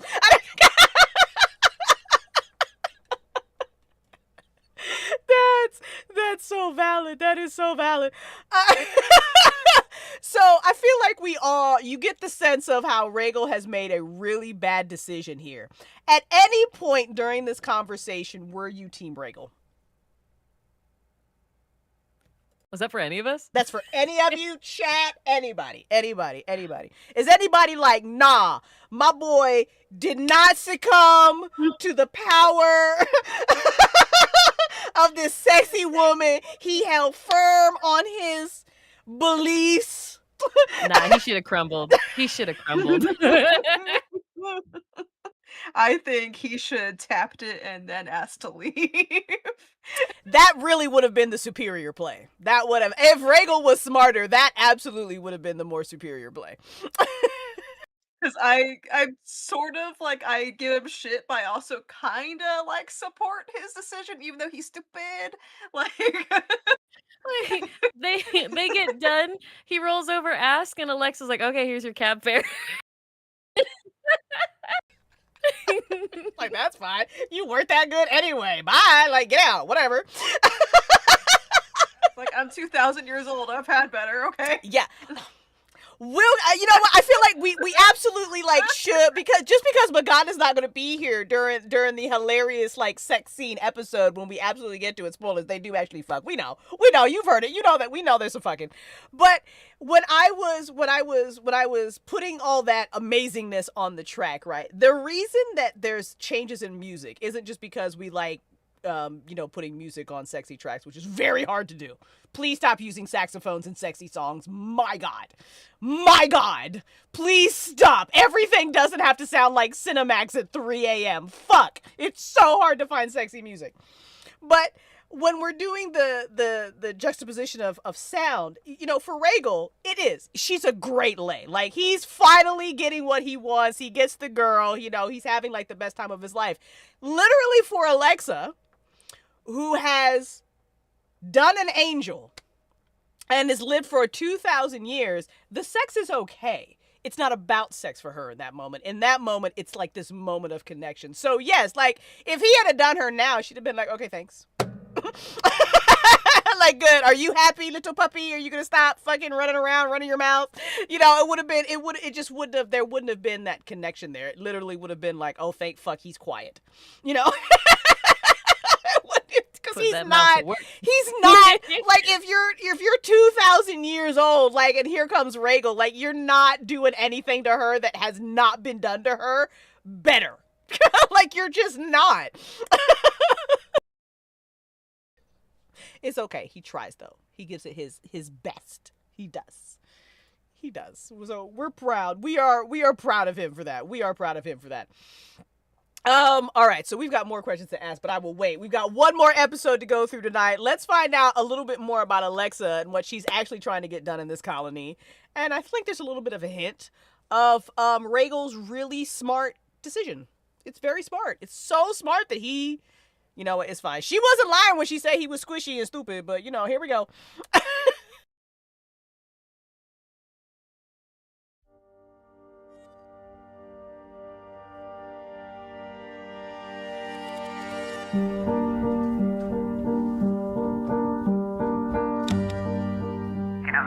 Any more clans that want war. You squashed it. That's the good news. And the bad? Your proposal for blood donation centers across Nomoria was rejected again. The reason this time? Same as before. Change is hard. The way we do things isn't sustainable with our numbers. These younger vampires are killing more humans than are being born.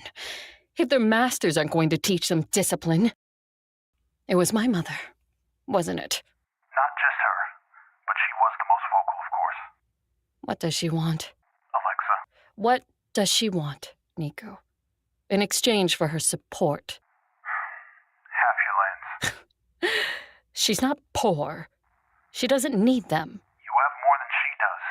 She doesn't like it. Then she shouldn't be so fucking terrible at managing her clan. I don't disagree, but the elders... She has their ears. You have support. More than you realize. Just not enough. Not yet. I'll think about it. Please don't. Fuck her. Restful sleep, Nico. Yes, Boise. Why did I let a human go? Details. The arrogant fuck asked to be taken by the flat you generously provided for him first. He brought a pillowcase. I didn't search it. I'm assuming it was filled with food and water. I dropped him where you instructed. And the drone? It's following him, unbeknownst to him. Good. This is dangerous, Alexa. I know. Begin our plans for the blood donation centers.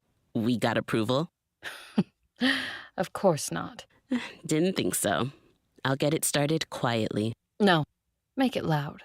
You sure you want to rock that boat? Positive. On it. Thank you, Boise. You should have let me eat him. I suspect you wouldn't have liked his taste at all. Whatever, blood's blood. Indeed. Computer, show me footage from flat 6697J. Last moon at approximately 3. There was not an aspect of the humans' lives my clan did not monitor. Hidden cameras and listening devices in every home. The surveillance was 24/7, but there was not always someone watching and listening. just our ability to do so, if needed. The automatons that cleaned and served the humans also listened, sending us reports and alerts as specific keywords were used. I watched the footage from Raegel's flat. I watched the idiot run inside and pull something from underneath his mattress. Camera freeze. Zoom in on what the subject is holding. It looked to be a very old piece of parchment. Frayed edges. Strange. Paper was used only by the rich, only as an indulgence. It wasn't something a human would What the fuck? As Raegel rolled the piece of parchment up, I could see it, clear as day. The symbol for the cave, and more importantly, what was inside the cave. Oh, you stupid, stupid human. I looked at the time. The sun was risen. If the wild beasts that roam the unclaimed lands didn't kill him, he would reach the cave by sundown. I could take a transport, but I would run the risk of causing too much attention. I would have to wait till the moon's light and my ability to shapeshift. But it was possible I wouldn't get there in time. Whatever. If he dies, he dies. It's his own fault. Idiot. I didn't want this one to die. I'd felt many things for humans over the centuries. Pity, anger, empathy, even desire, but I'd never been annoyed. One had never had the courage, or stupidity, to look me in the face and demand freedom. Oh, there were revolutions in the past, but when their leaders sent their demands through missive or hologram, they felt safe in their rebel bases. They were not hours after a vampire war, still in rags, and none of them had been so bold to stare into my eyes. None had touched my face like that either. Ridiculous. Bring up drone 786C. Don't you dare die, you stupid, stupid man. I'd never tell anyone this, but after climbing over these damn hills all night, I was starting to think freedom wasn't all it was cracked up to be. I could be in that bed right now. Or Alexa's bed, for that matter. Not that I wanted to be in her bed, just that I could, if I wanted, which I didn't. I was getting closer, though. I'd passed 2 landmarks on my map. Still had some supplies left from what I'd shoved in that pillowcase. And I'd avoided 2 Vugans, so take that, Alexa. I'm doing just fine on my own. Oh, shit. I jinxed it. I fucking jinxed. Run, Raegel, come on. Come in. Your midday appointment is here. Thank you, Isbay. Before you go, a question. Sure. What's up? If you were given your freedom, if I offered to set you free, would you take it? And do what? I don't know. Be free? I am free. Not as free as I am. Actually, I'd argue I'm more free than you are. How so? I know this isn't true for every human on Nomoria, but I've got all the freedom I want. I can do pretty much what I want when I want. Every need is met, and the price I pay for that is sexy as hell and keeps you alive. That's a win-win. But you, on the other hand, have a huge weight on your shoulders. You take care of us, you deal with that woman, the elders, and probably a dozen other things I'm not privy to. But me? After I'm done here, I'm gonna go eat chocolate truffles. Lisha does make the best chocolate truffles. Oh my god, they are to die for. Surely not all feel as you do. Who doesn't like chocolate truffles? No, not that. Oh. Well, if they're not in Clan Vera's, no, probably not. Even if they are in my clan. Fuck them. Maybe some humans don't want vampires to feed on them. Okay, but there's not a planet in the galaxy where freedom or good living or whatever you want to call it doesn't have a price. Others get to choose that price. Is this whole conversation inspired by Mr. Stick-Up-His-Ass? No. Maybe. Something about that one, huh? No. Of course not.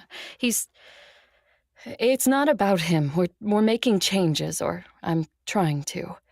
And I wanted your opinion. That's all. Forcing choice on people, even if that choice is freedom, is still forcing it.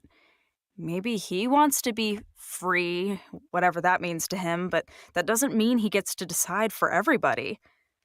What that man actually needs is some good old-fashioned therapy. Clan Sora was terrible. It truly was. He ever say thank you? He probably doesn't even know the word. No chocolate truffles for him until he does. You tell him that. Oh, I will. Thank you, Isbay. Anytime. Good luck with that woman. Thank you. I'll need it.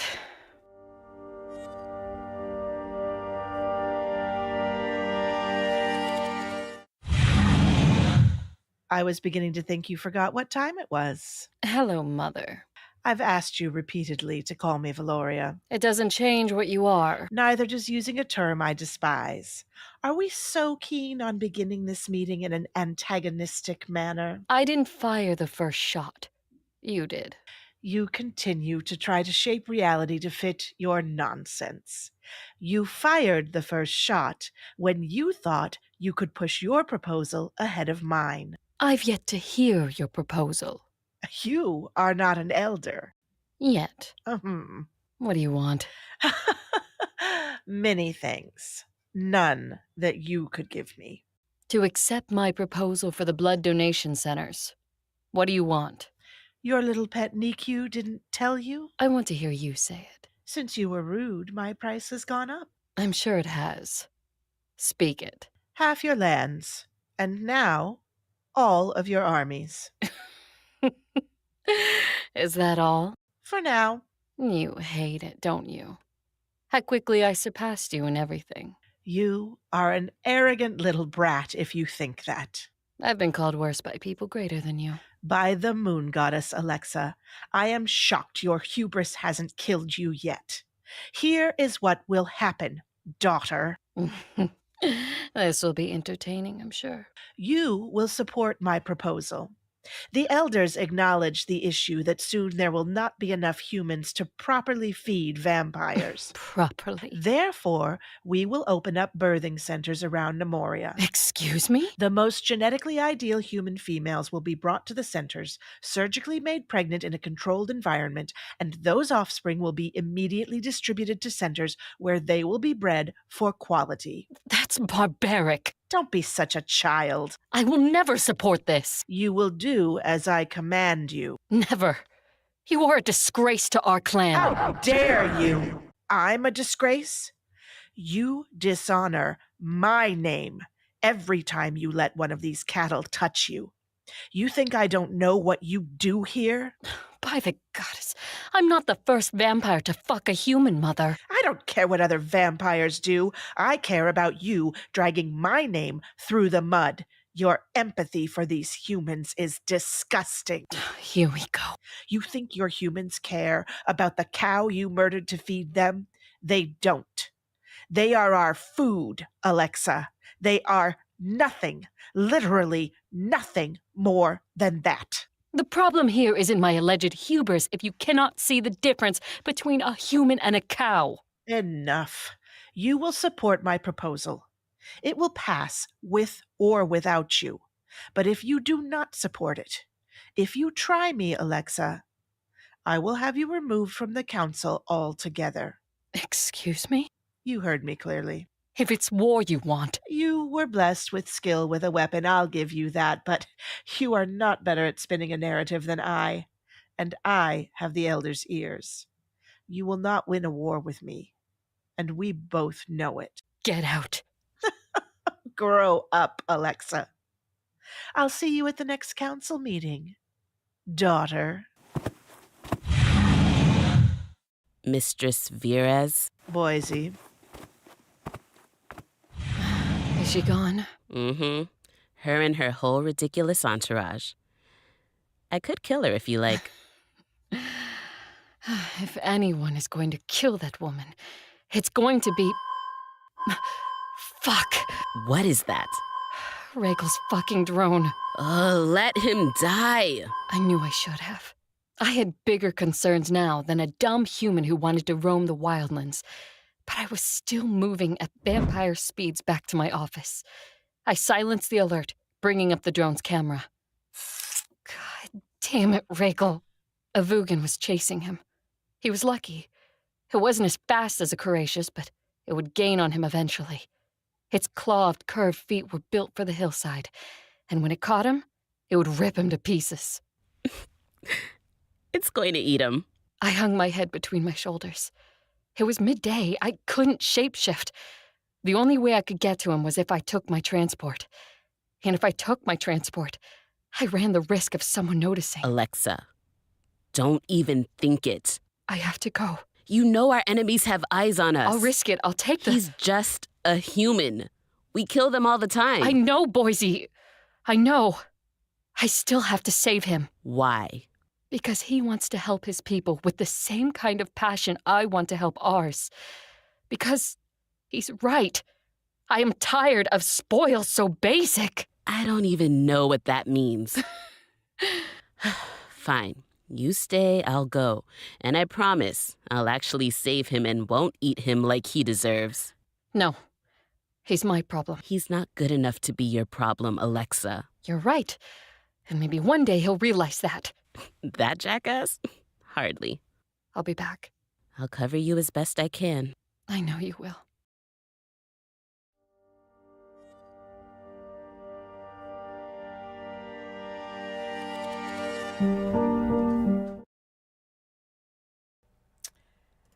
I love that we learned that Alexa is literally going through some like real serious political trying to change the planet shit, and this motherfucker out here in the wilderness in some dirty ass clothes with like 3 cans of food and a bottle of water in a pillowcase.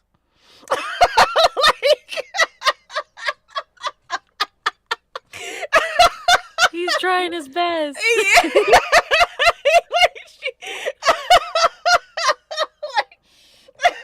Her mom is literally trying to do some like really fuck shit. Alexa is literally trying to very slowly like change the minds of like the ruling class, and he's like, I gotta go out to the wildlands by myself. I don't know shit about fuck, but I'm gonna just be out here. Every time I hear that scene, I always think about those cartoons where they have this sack tied around a stick and they're carrying it on their shoulders. Literally Raegel in that scene. Like literally Raegel in that scene. So I mean, hey guys, we met Valoria, played by the incredible Melissa Oki, who also played Legacy, Makethia. Thank you. My kid, don't ask me about names. I don't know. It couldn't be me. But you know, the interaction between Alexa and her mom. Let's slide away from Mr. I ain't got no shoes and I've got a pillowcase to go hiking with. Raegel's inability to keep himself alive, just like a puppy, aside. Let's talk about this incredible interaction between Alexa and her mom, who got triggered. I'm so sorry. Man, I forgot what bitch she is. Also, just the worst negotiator ever. Being like, oh yeah, half your lands. Oh, I don't just want that now. I want all your armies. I'm like, that's not how negotiating works. No, not at all. Not at all. And I think it's pretty clear that Valoria is one of them peoples who is very used to just getting what she wants. And it's very clear what she thinks about Alexa, and it's not great, which is an interesting. I think it was a really fun scene to do, because like when we first meet Alexa, like you said, oh my god, she's like this badass dommy mommy, you know, she's managing her clan well, she's doing all this, and then here comes Valoria, who does not give a fuck. It's not in a completely different way than Raegel does, right? Like Raegel has no power. Valoria, we learn it's a little bit different, and she just doesn't. She's like, I have no respect for you. I don't give a fuck. I'm gonna do what I want to do. And I tried my best to make sure Alexa had no respect back. No, you did a great job. No, you did a great job. There was, I think, There was a fun balancing act that I wanted to happen in that scene that I think gets nailed even better in later scenes as the confrontation between Valoria and Alexa happens, because I think there's fun conversations about power dynamics, right? So there's this power dynamic between Alexa and her humans, between Alexa and Isbay, which we'll definitely get into in later episodes as well. And then this power dynamic between Alexa and her mom. And while Alexa is this conqueror who has made a name for herself in her own right, Valoria is still her mom. And there is that mother-daughter dynamic there that Alexa clearly wants to somehow find, fix, repair. Like, bitch, can you stop being a bitch for 10 minutes and just, can we have that? And meanwhile, Valoria's like, don't even call me mother. Don't even use that word. Like, don't even, I hate it. I hate it so much. Kels, how is Valoria as a villain for you? Because you have a thoughtful look on your face right now. So talk to me. Tell me what's going on in your brain right now. It just gets on my nerves. Like you said, you're supposed to be someone's mom, and you couldn't have at least come in and be like, hello, Alexa. Like, you couldn't even say hi to her when you walk in. You just came in like, no, I want your lands and I want your armies, and I'm a snitch on the council and tell them that you whack and they all on my side and I'm out. Like, what? This meeting could have been an email.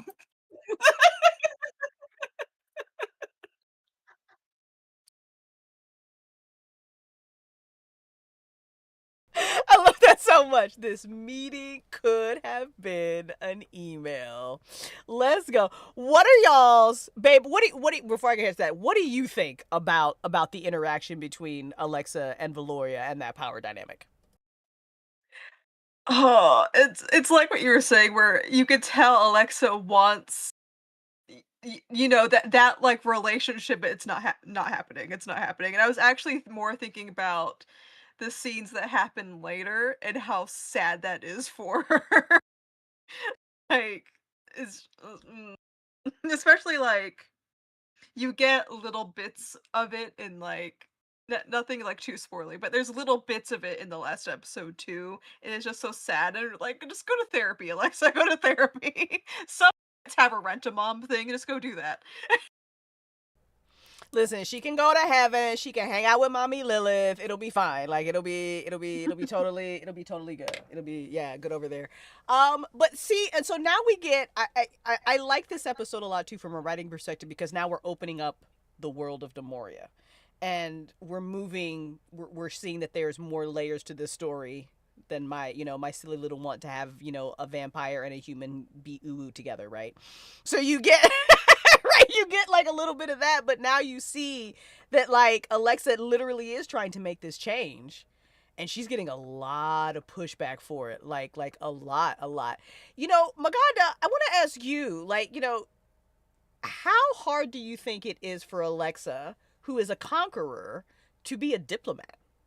Because I think Alexa is very used to just like, I'm going to just take my armies, I'm going to take your shit, and we're going to call it good, and then I'm going to manage it the right way. But Valoria plays a different game. So how frustrating and hard do you think that is for her? I mean, we're at this point where, she's already conquered a lot. So she's kind of gotten into the swing of things. She knows what she's doing now. I'm quite sure in the beginning it was pretty hard. And I think that's why she has such a good relationship with the people who are so close to her, is because they helped her get there. Like, there's a reason why Boise is like the right hand person, Like, you got to have people to put you in checks and balances until you're confident enough to do it yourself. So I think she had a lot of help, and now she's actually pretty good. Nice. Did that answer it, or did I ramble? Both. It was great. It was beautiful. We loved all of it. But no, you know what? I blacked out. But you know what? I think it's a really good relationship between Alexa and Boise as well. And I think we saw a little bit about that here too, where like Alexa's like, I gotta go, and Boise is like, why? Bitch, why? What are you doing? Boise is the best lines in this entire thing. Boise is amazing. I was talking to Crystal about it earlier because I was doing some stuff, and Crystal hears me over here cackling, and I'm like, what the fuck? Favorite Boise line? Go. What is it? I can't say it. It's a spoiler. I just love so much that she is the ride or die. Like, in moments where there's like, Alexa, why are you doing this? It's never a, no, you shouldn't do this. It's like, okay, but why though? Just forever the ride or die. Yeah, no, 1000%. And I think somebody like Alexa absolutely needs that. Like, absolutely needs that, so she doesn't get lost in, you know, in the dynamics that are rampant. I mean, because, you know, it's so, I love characters, and I mean, a lot of us can relate here, where, you know, you were just so far removed from like family or like the way that it's supposed to be, that just somehow you have found and you see like this different path. So I think it's going to be continually fun to watch these journeys collide, because you have Alexa, who is literally trying to change things. And I think that's one of the reasons why she does like Raegel, because we get that insight into her head, right? It's not just because he's a brat. He is like the lowest on the totem, and he looked her dead in her face and he was like, I'm gonna need my freedom, bitch. And she was like, the fuck? But he did. And the audacity. Right. That was a high level of audacity, because I mean, she was even right too. She's like, there's been wars in the past, but nobody talks shit to me. They send a letter. They don't do it to my face. They're like, hey, we have demands. Here they are in this little missive sent by pigeon. Like, they wasn't rolling up. Like, Raegel was just like, I'm now fucking you and I want to leave. I guess we can give him props for that. Maybe like a little bit. Your house smells too nice and I don't like all the people downstairs. What do we think about Isbay's conversation like with Alexa? How do we, like, Kels, let's go to you on this, because we love talking about how, listen, we roll up to Clan V-Rez like today. Like, we're like, go, bye, I don't care. But how do we feel about, I feel like they were having like this hilariously deep conversation about like freedom and choices and who gets to decide that. So how did you feel about that scene when you first heard it? And even now? I understand it, because sometimes having too many choices is overwhelming. And so to be like, okay, well, we got brought here, but everything's fine. And so there's always the, especially dealing with anxiety, there's always the, well, it could be worse. So if I make another decision, it'll be worse. So I'm content right here, making sure I got a house, I got hot water, everything's cool. I mean, I'm gonna die one day anyway because I'm a human, but I at least have this perception of freedom. You know, it sucks in a way, like, you know, like a pet does, where, you know, I'm gonna take care of you and you belong to me, so I get to dictate what happens to you, but I'm gonna treat you well. You can't leave the borders, but you're gonna be taken care of. And then this dude wants to be the dog that busts out and ruins it for everybody. Like, well, not everybody gotta get locked up, because he opening doors he shouldn't be opening. Not a bad stuff is getting in here. And so it was an interesting conversation to see from someone who's clearly been here a while. Like, you know, he's been here for literally like 12 hours and he's ready to go. Like, he doesn't get it. But even in the dialogue that she says is, you know, he's as passionate about helping his people as I am. And that, I think that's the pivotal part of where she does get a bit of respect for him. As like I said, he looked her in her eyes and basically said, I want to do what I want to do for my people. And she wants to do what she wants to do for her people. But his people is like, but are you sure this is what we want you to do for us? Because right now, we're fine. She got us protected. Ain't nobody coming up in here. But the second you open the front door, now stuff is gonna get in.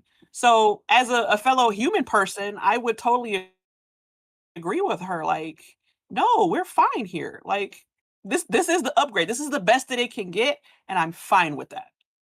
Because at least I'm taken care of. Right. And so yeah, he ain't get it in them 12 hours. And it's just like, don't mess this up for the rest of us, dude. I want to get kicked out.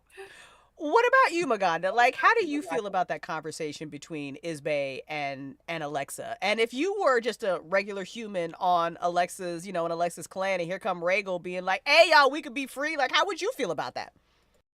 You can take that one. I'm just kidding. But I found it kind of that scene reminded me of you know when you're like alone in your apartment or house or whatever, and you need to talk to someone, you know your friends at work, so you can't call them.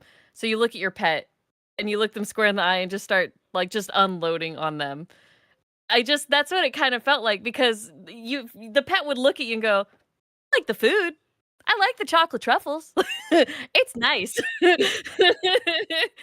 That's kinda what it felt like, especially with all the chocolate truffle talk. I was like, "You are well taken care of. Good. I'll feed on you later." Right. And it's very clear that there's that dynamic there, and we're gonna there's more to that as well. There's more to that as well. Babe, what do you think about it? I I love their conversation because it's also like, see, if I started out in Alexa's clan, I would probably be much the same. Where like, nah, just take him. But like, if I had grown up in say Raegel's fucking that clan, I'd be like, I think in the first episode or second one where he's like, "Damn the simple minds of my kin," I would probably be him as well. Because it's funny listening to Isbay and Alexa's conversation because Isbay has like no care for all the tribes that are not treated like this. It's giving that it's not my problem or I'm not in it, so therefore it's not my problem. Isbay is kind of giving Vivian in this scene. Yeah. From Dragon Age Inquisition a little bit. And I think like my circle was fine. Right. I don't care about the circles that weren't. Very much so. Very very much so. And yeah, even Rexy said in chat, a prison is still a prison. And it's true. I think that Alexa is definitely leaning more towards, I've been alive for 2,000 years. I've seen a lot of stuff. How we do things. One, it's not sustainable. So a lot of where Alexa's coming from is we about to be starving. Like we are literally about to run out of food because y'all is stupid. Because nobody knows what the fuck they're doing. But I think a little bit from Alexa, and we can kind of see it, is too, she might just be tired of being, of just ruling over people and them not having a choice. But I think where Isbay is also very fair, and that speaks to your point as well, Kels, is that you have to give people the choice to decide what freedom looks like. And Raegel, while he does have this vision, and he might be absolutely right in that, yes, humans can be more and can be free, he's not thinking of everybody else. He's genuinely not. When Raegel goes off to do this, Raegel is very much thinking about Raegel and what he wants. And while that's understandable, he doesn't even have a conversation with, like, all of humanity or clan by clan. Like, what does freedom mean for you? What do you want? Because some people might like the gilded cage. Like, they might not want to go the fuck outside. They might be good, like, where they are. And there might be other people who are like, actually, no, I would like to be out of here. But there's a lot of conversation that needs to be happening with the actual people that, interestingly, isn't now. There's just a whole lot of people in power who want power who are making decisions for everybody else. Which is very interesting, with good intentions or not. We'll find out more. We'll find out more because it's about to get pretty lit, pretty lit up in Vampire, and I don't just mean the love story. So, babe, let me ask you. Let's shift this conversation just a little bit. What's harder for you, sound design or language learning?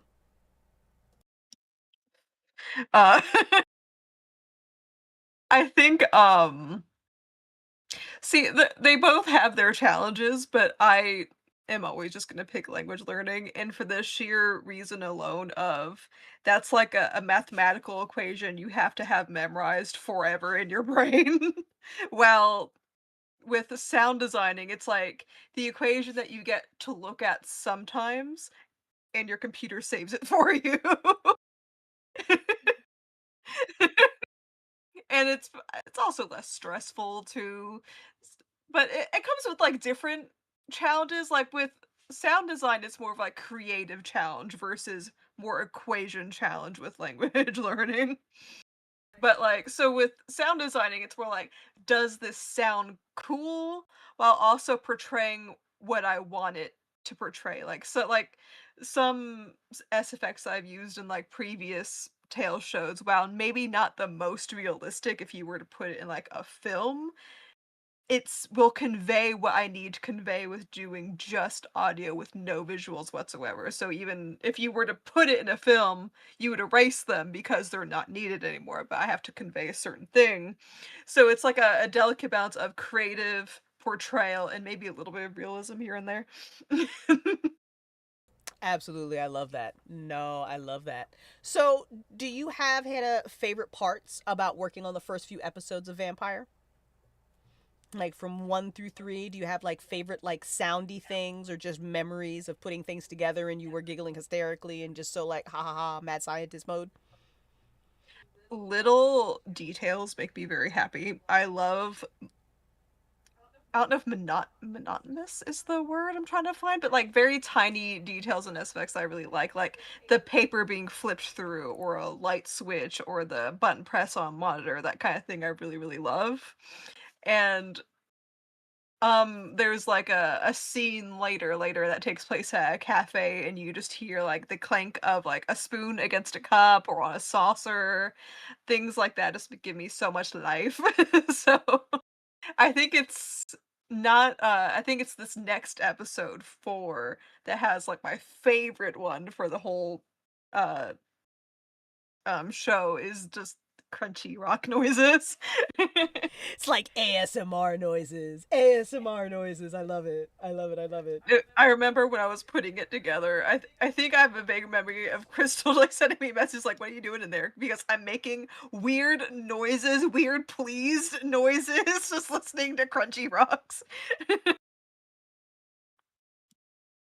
Kel, speak this out loud, what you just typed in chat. Tell everybody your thoughts on it, please. Going back to the sound design and languages, which I've done neither of but have heard. I feel like sound design has a set of rules that you do it this way, and you may learn something new or something that makes it easier. But you're gonna have the voice, you're gonna have the sound effects, you're gonna have the music, all this stuff just kind of gets mapped out. Whereas languages change. Every language is different.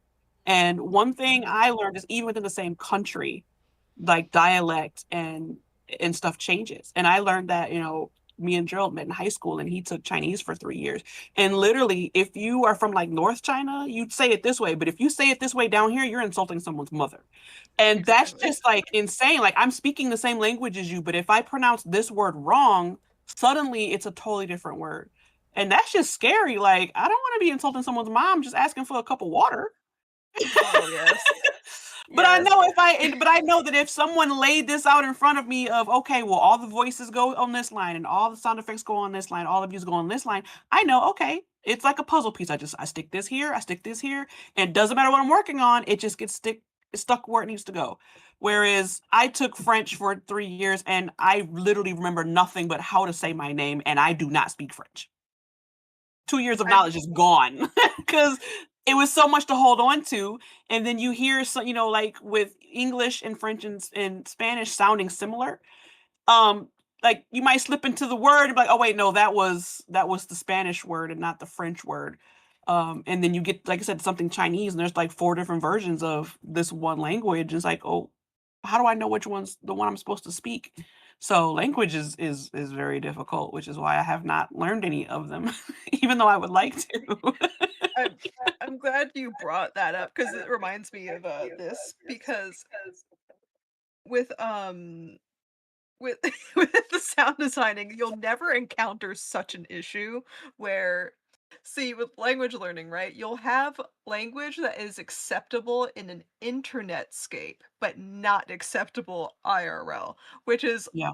a concept that you'll never see in sound designing, and something that I learned pretty damn recently is I won't go into like in depth of what it was, but there is a particular uh grammar form that you could use to talk about past tense, right? But it's very specific use case. Like, now the one in general was the use of yatta, which is like was or did something. But that's really common in an internet space because it sounds edgy. But if I were to say like Kino Yata, which like yesterday I did something, right? It's very unclear in an IRL space if I'm saying I killed someone yesterday or I fucked yesterday. Bro, those are so far apart. Right. But in English, because English is terrible, you can be like, yeah, I killed that yesterday. And it means the same thing. Right. Right. I was literally thinking, like, yeah, come get this bread. Somebody's like fucking like literally just learning English. They're like, are you hungry? Like, what are we talking about? We're like, no, bro, get that money. Bread, bro. They're like, why are we calling it that? Yeah, but using yata in like a fucking internet space just means you did something. It's completely normal. IRL, no. More context, please. This is excellent to know. We're learning all kinds of amazing things right now. So many amazing things. Maganda, switching gears here again. What, is there anything that you, besides her being this badass Dami mommy, that you love about Alexa?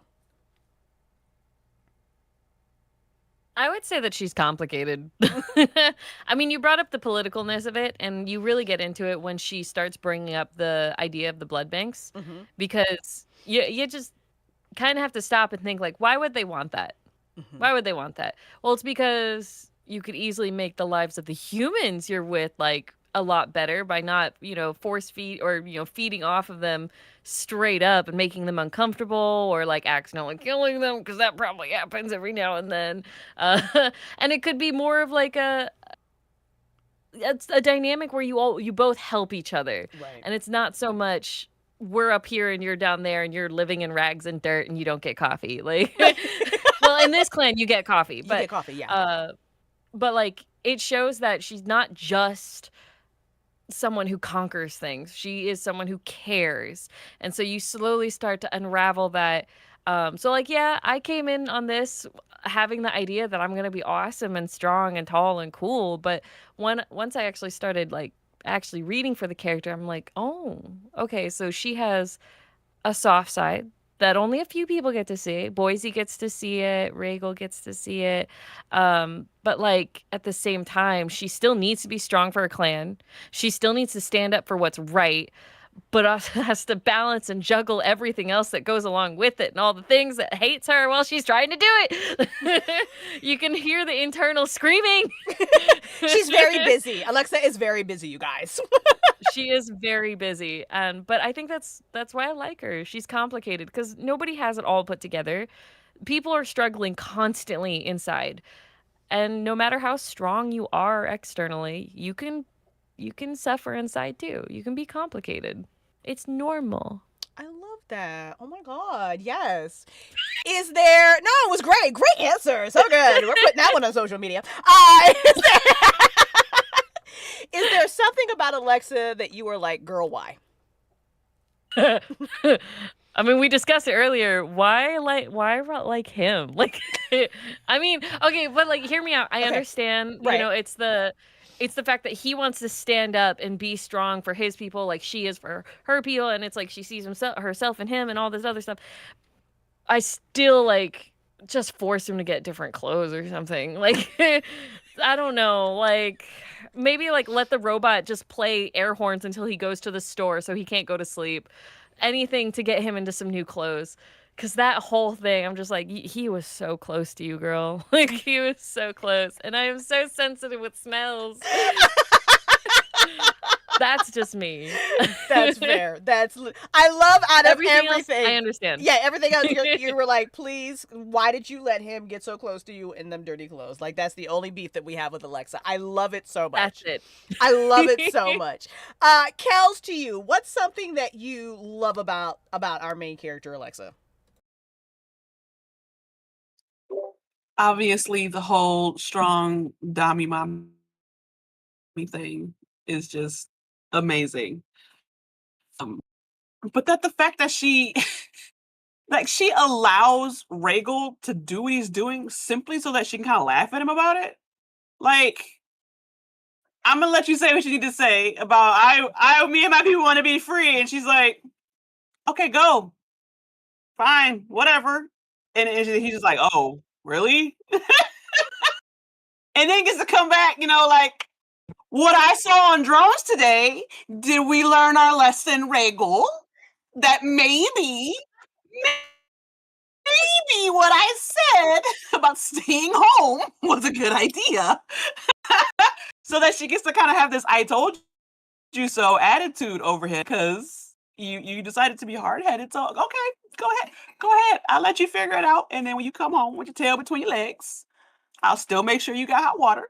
I'll still make sure your sheets is clean. We were going to make sure that the delivery service from the Martin Go will ship you clothes. And we'll start again tomorrow and see if we learned our lesson. Not the Martin Go. I'm getting a sense of what kind of mom Kels is right now, you guys. I feel like we're really getting insight into what goes on in the Hill household. Like, I'm not messing with Kels at all. Kels is definitely go ahead and fuck around and find out, and I'll just be sitting here watching you. That he literally said, I'm not going to the store today because the hot water is too good. No. How can you get in dirty clothes after you just got clean? How? This is why we don't want him for our leader. He puts on dirty clothes and he leaves. So he's lucky she didn't snap his neck and put him out to pasture. I feel like we're learning so much about Maganda and Kels right now, you guys. Listen, when you meet Maganda at this con she's going to be at the weekend, y'all better have deodorant on. Y'all better be clean. Do not come near Maganda if you smell. Because she going to be looking at you some kind of way. Right. You need to be way the fuck back here, way. But, like, don't be rolled up on Maganda smelly, okay? Okay, Kels is like, y'all need to wash your fucking clothes. Like, I don't understand y'all at all. Like, also, you need to listen when people who are smarter than you speak. That's all we're trying to tell you right now. Life lessons. I will say, all of our fans right now, you smell great. None of you guys are all delicious smelling. Ooh, I shouldn't have said it like that. It just comes out. I love it. I love it. Babe, what's your favorite thing about Alexa? I am very much in the I don't give a fuck era, and I really appreciate this about Alexa, where she says what she says what she means, and doesn't care about how loud she is by being it. Even when that conversation with her and Niku, where she's like, be loud about it, I don't care, and even he's just like, that's gonna rock the boat. She's like, I don't care, do it. Yeah. Inspiration. I love it. Yeah. Alexa is absolutely in his Alexa is absolutely in her I don't give a fuck era. What's something about Alexa that drives you crazy? Because I know in later episodes, you and Alexa have beef, and I really appreciate that. I think sometimes, because I think that's just her status being a vampire and being Valoria's child, no matter how much Valoria doesn't want that, that there is a rift that gets caused between her and another character. But that was fascinating to me because the rift that happens is a character does something that's not too far off of what Raegel's doing. But because it comes to closer in her wheelhouse, closer in her home, she doesn't see it, and she doesn't see the privilege that she has and how she's wielding it. So that's where, when I remember editing that episode, I'm like, bitch, what? You need to go look in a fucking mirror. So I think sometimes she's a little high and mighty sometimes. But that gets better later. I think I think it's going to be fun to watch her journey as well, because she's got to be, right? So we see that she is, she's trying to make change, but there is a very interesting conversation that happens with another character about that change and about Alexa's position of privilege, because she has it. She's never been at the bottom of the barrel. I mean, listen, Alexa's got a lot of problems, but Alexa is also a conqueror who wants her mother's approval. And that's a very interesting dynamic there. That's been the extent of her problem. That is literally like one of the extent of her problems, and her having to deal with that and that fallout. And then she probably got a shoe collection.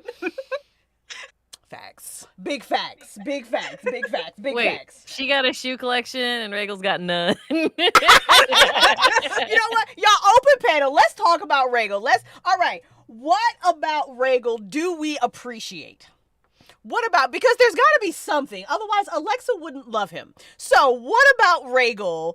Do we appreciate, or have we not seen that yet? Besides the sass, I'm going to say this also on a voice acting kind of note as well. The internal like turmoil between like, I want to do this, I shouldn't do that, I want to do that, I shouldn't do that, like back and forth is so well done.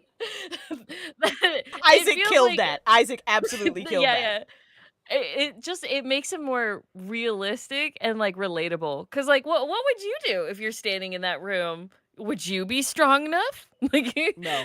Right? No. But he No, stood we're fucking. for what he believed in and fucked around and found out. I like that about him. Determination. Yeah. I'm also like, I'm very like visionary, ambitious, that sort of thing. But one hot woman, are you kidding me? Like, and she said like, let's go. I'm like, don't think I would have said no. Also, had I wanted freedom, there'd have been a long list of supplies that Boise would have had to have gone and gotten me. I wouldn't have thrown a can of corn and a bottle of water in a pillowcase and just dipped. You know, like, I'd at least stop by the store, got a jacket, maybe, like, something. So there is... You forgot the can opener. Yeah, right? Bro, like, how you even opening the can, bro? Like, do you know? Like, you ain't get no weapon, you ain't take no knife, like, you ain't do none of that. So, I mean, but yes, there's... Just imagining him getting a rock and trying to clank that can of corn open. This poor boy. I think what's hilarious about Raegel too, that I think he gets lost in the sauce, right? Because he's got this big idea and he's so like, I gotta do it, and that's really admirable. It really is.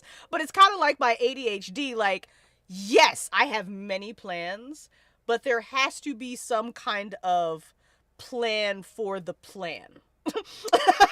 there has to be some of that, and Raegel's just like, he ain't got none of that. But I do appreciate his bravery was on point. Like, his bravery was like, that man had a very large vagina looking Alexa in her eyes and saying what he said. Like, that's legitimate. That's legit. But what the rest of y'all, like, what's something about Raegel that you appreciate? I'm gonna like tack on more into like the determination and like what I want is just so ironclad, because listen, they're like, no shame, because we're sitting here like, I might have tapped that, but there are plenty of guys that would have looked at Alexa and like crumbled, like, you fall right into that vagina, right? And no shame, because we definitely would have. So it's just, I'm gonna give him like ironclad determination and morals. Like, there's no telling this man no on what he wants to do for his people. So I gotta give him, and the short time that we've seen him, his hardcore determination. That's an initiative taking too, as well. yeah. There was some good initiative taking. I mean, Rexy, you have a good point here. Rexy says what you're missing is when you go so long without, you don't think to ask for more than scraps, and that's actually really fascinating, because Raegel is asking for more and forgetting to take more. Which is so actually fucking fascinating about that, because he's got the balls to be like, hey, I want freedom, this, that, and the other, but does not have the mental capacity to see all of this around him that he could have taken, and he does not. I feel like that's like, it's fucking so deep, right? It's like, it's literally like when you don't, like, he can't see the abundance around him to be able to even take it to get what he wants. Like, he's like, I want freedom, I want this, I want to be your equal, I want all of that. And she's like, fine, go fucking get it, go take your little hike. And he's like, cool, I'm gonna do that shit barefoot. When there's a shoe store right there. Like, it's right there. It's like, that's deep, right? See, that's hella deep. Kels, what about you? That is hella deep. Right? That was great, yes. Right? That's a fantastic, literally not seeing the trees from the forest. Exactly, Shelley. Exactly. I think that's a very interesting lesson too, because I can tell you it is hard. Like, when you live in scarcity for so long, getting what you want, wild. It's fucking wild. And then, yeah, like, you know, maybe we judge him a little too harshly, because we all say that maybe we would want freedom, but would we have gone down to the store and gotten a backpack? Or would we have just run out the door? Like, would we have had that foresight? I don't know, bro. I don't know. Kels, what do you think? I agree that that's his strong suit. Is like he kind of just like set his mind to something, and that's all he's gonna do. But also he is working out of fear because he's like, I'm gonna stand up to her and I'm gonna tell her what I want, and she better give it to me. And if she gave it to me, he's like, oh shit, okay, I gotta go because what if she changes her mind? What if I go outside and they send the dogs after me and drag me back? So plan for what he wanted. He just kind of just threw it out there and just to see what she would say. And when she agreed to it, he's like, well, shit, I don't know what to do now. So like, yeah, he had an outline of what he wanted, but he had no plan on how to actually get it. So now he's just like, well, I'll take this and just go, because what if I actually can't go later? And then, again, everybody around you was like, you fool. Like you said, you could have waited a couple days. You could have got your shoes, you could have got your clothes, you could have at least got the lay of the land. You might have been able to recruit somebody to go with you. But he said, okay, my focus is on helping the people, and it doesn't matter to me, or it doesn't, I don't care about me. I just have to go do what it is I need to do. It's like, that's not going to happen in a day. You're not just going to climb up this mountain and suddenly you're equal to vampires. Suddenly everybody's free. So it's just like he had a one-track mind, but unfortunately it's kind of not a good one. Like I said, if you can't say like ADHD like that, you were focused too hard on what was way down there that you didn't do the stuff back here that you needed to line up for it. And so this is just gonna be bad. Yeah. It's gonna be bad. It's gonna be messy. It's gonna be bad for you. But I admire the fact, like you said, that you asked in the first place to. Yeah. Because, yeah, I'd have walked in that room and I'd have been like, well, okay, we're warrior for freedom anymore. Whoever comes next, it can be their job because this is fine. Right. This is fine by me. I'm good. He probably Free also enough. was not thinking that combo was going to happen so soon. Yeah, freedom has been a dream. Has been a dream. So when he got it, he ran so it wasn't taken away again. Like, fair. Like, yeah, that's all really fair. And it's so interesting what you said there, Kel, too, because he could have taken a couple of days. Like, he could have maybe played this a different way, but I don't think he knew that. But I think it would have been interesting had he taken the time to do that. Because I also think that the more he would have learned, had he been a little bit more open to what was offered to him, I think would have been good for him, because mostly he would have been able to kind of just not only see how the humans in this clan are living and what they may or may not want, right? But it would have given him an opportunity. Like, he could have had a direct line to Alexa. And that would have been huge, because she's literally working on change, and he's literally had this vision. And we're going to see, it's like, it's not small. What Raegel knows is a big deal. He just didn't trust her to tell her. And had he, we would have had a completely different type of unraveling of story and a completely different situation that happens in episode 4. Now this poor man about to get eaten by the wildlife because he ain't know that there was a bear. Well, she told him there was a bear right here, but he was like, I'll be fine. And now he not fine. He about to get eaten by the Voog. And then Boise's like, LOL, she don't give a fuck. Which is, it's a really fun dynamic to watch. To watch all this unfold. Maganda, we're getting ready to wind down here, but if you could write Alexa's story, and I know that you know the ending, would this have been the ending that you chosen? You have carte blanche here. You write Alexa's story. How does it end?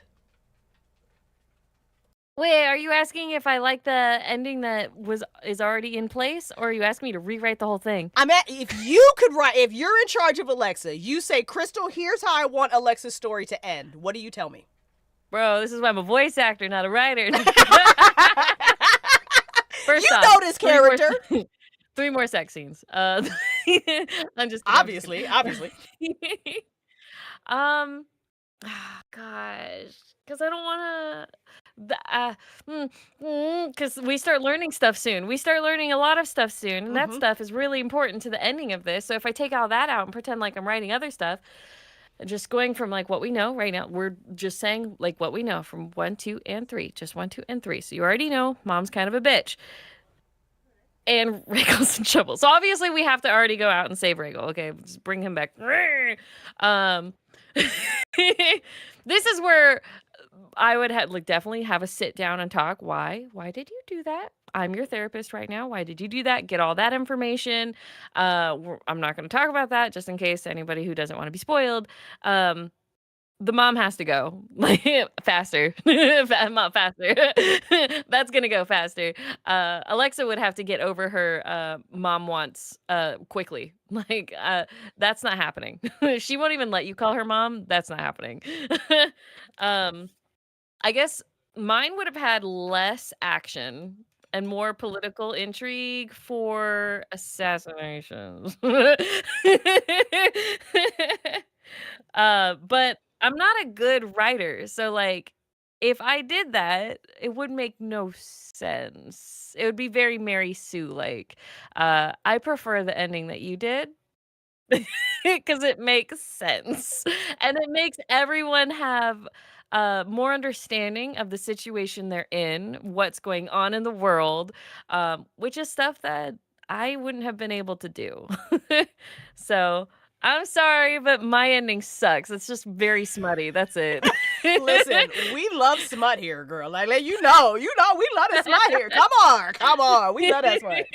There's no reason for there to be a sex scene in episode 7, but there is because we love sex here. That would be 4 sex scenes and a movie. Let's go. 4 sex scenes. We need some more character. We need Alexa to get over her mommy issues mad fast, and we need to assassinate more people. I like it, actually. I think it's pretty good. But I love that you love the ending. Answer, yes. I love the ending. I love that you love the ending. Yay. Yay. Yeah, Kels, you know, you're a writer. You have carte blanche. How are you writing Alexa? How do you see her story unfold? I don't know because there's still a lot I don't know. I don't know, I get the gist of what's supposed to go down, but not knowing exactly what happens and to who. So like she said, obviously mom is an immediate problem because she's not just narcissistic, she's dangerous. So there would be a heavier focus on that aspect of the political drama. Is like they're talking about elders and all this other stuff that is her job because even the Isbay mentioned like, oh, I'm freer than you. That's because you have stuff you have to do. I can just go, like I said, I go eat my chocolates, I hang out, and then when you want some blood, I come give it to you, and that's it. But you got to worry about your mama coming taking your stuff.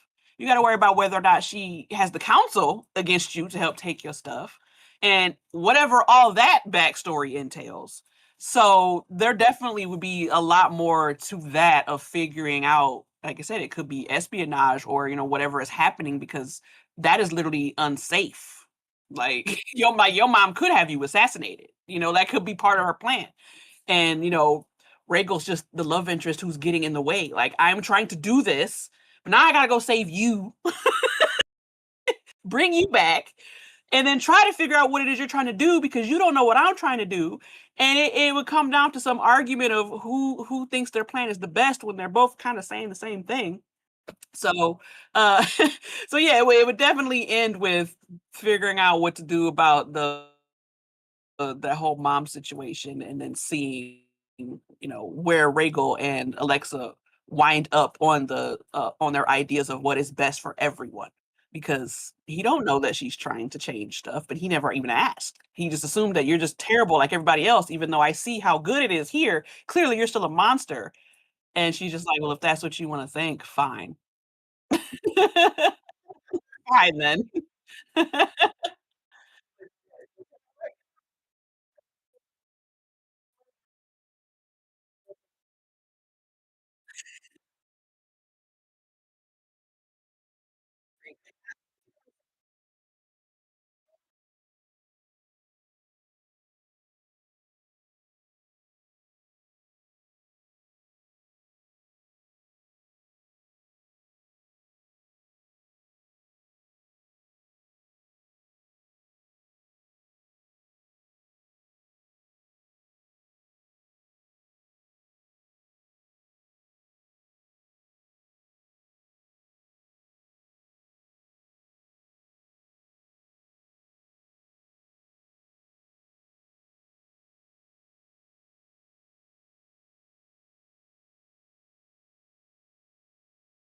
We lost audio on the stream, apparently. I am very good at what I do. Super good. I hit the mute button and forgot to unmute it. Very good at what I do. So what I was saying is that there is a lot to this world that we're going to explore when we come back to Nomoria. And we are coming back to Nomoria. Because this was always... So the plan of this was literally to be like this ooh love story. And then it blew up into what it is. And but it was always meant to be a beginning, and we were always meant to come back, and we will come back because there's magic, what vampire magic is, to explore that, the shape-shifting, the lore, the political intrigue. So everything that Maganda and Kelly are asking for, we are going to give you. You are just going to have to wait a little bit longer for it. But luckily, we do have a finale coming up on Saturday that will end this story and set us up for the rest of what is happening to Vampire. Real quick before we go, babe, same question to you. Would you have wrote Alexa differently? You were a storyteller as well. How would you see her story end?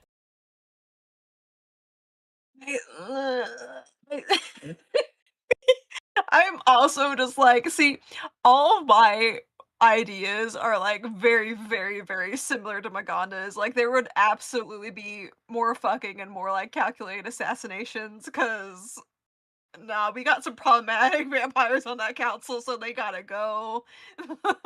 I love that you and Maganda both want to handle it like a hardened Liliana. You're like, nah, we're not talking about nothing. We're not voting on shit. We is just sending Boise to slit throats. And we're fucking. And we're doing this. And we're doing a lot more fucking. I love that. I love it. So what I'm hearing is that when we come back to Nomoria, more sex scenes, more assassinations. That's what I'm hearing that the fans want. But no, I love how it gets resolved right now. Yeah, I'm very happy with it. And yeah, I don't really have much better answers other than the assassinations. Like, we don't ask for change, we get it. Let's fucking go. Let's fucking go. This has been absolutely lovely. I want to thank you, Maganda, for giving us some time. I know you're hella busy coming and being here tonight. Thank you as well, Kels. Kels is going to be here a couple more times, so I'm so super excited about that to come hang out with us. So, Maganda, talk about, why you love Vampire Beginnings. If you were telling one of your friends to come and listen to you into this, what would you tell them? How would you sell them on listening to Vampire Beginnings? I'm in it. No, I'm just kidding. Valid. Like, so valid. Like, absolutely. No. Audio dramas bring you a whole different kind of entertainment. So, like, it's great when you're watching something because your eyes are eating it up, But when you're listening, your imagination does so many wonderful things. Nobody has the same imagination. So I love audio dramas. So I always tell people, like, you should listen to this audio drama. It's crazy. It's cool. This audio drama has almost everything. I say almost because I still want, more Boise. That's different, though. Yeah, we do need more Boise. You're 100% agree. Yeah. More Boise.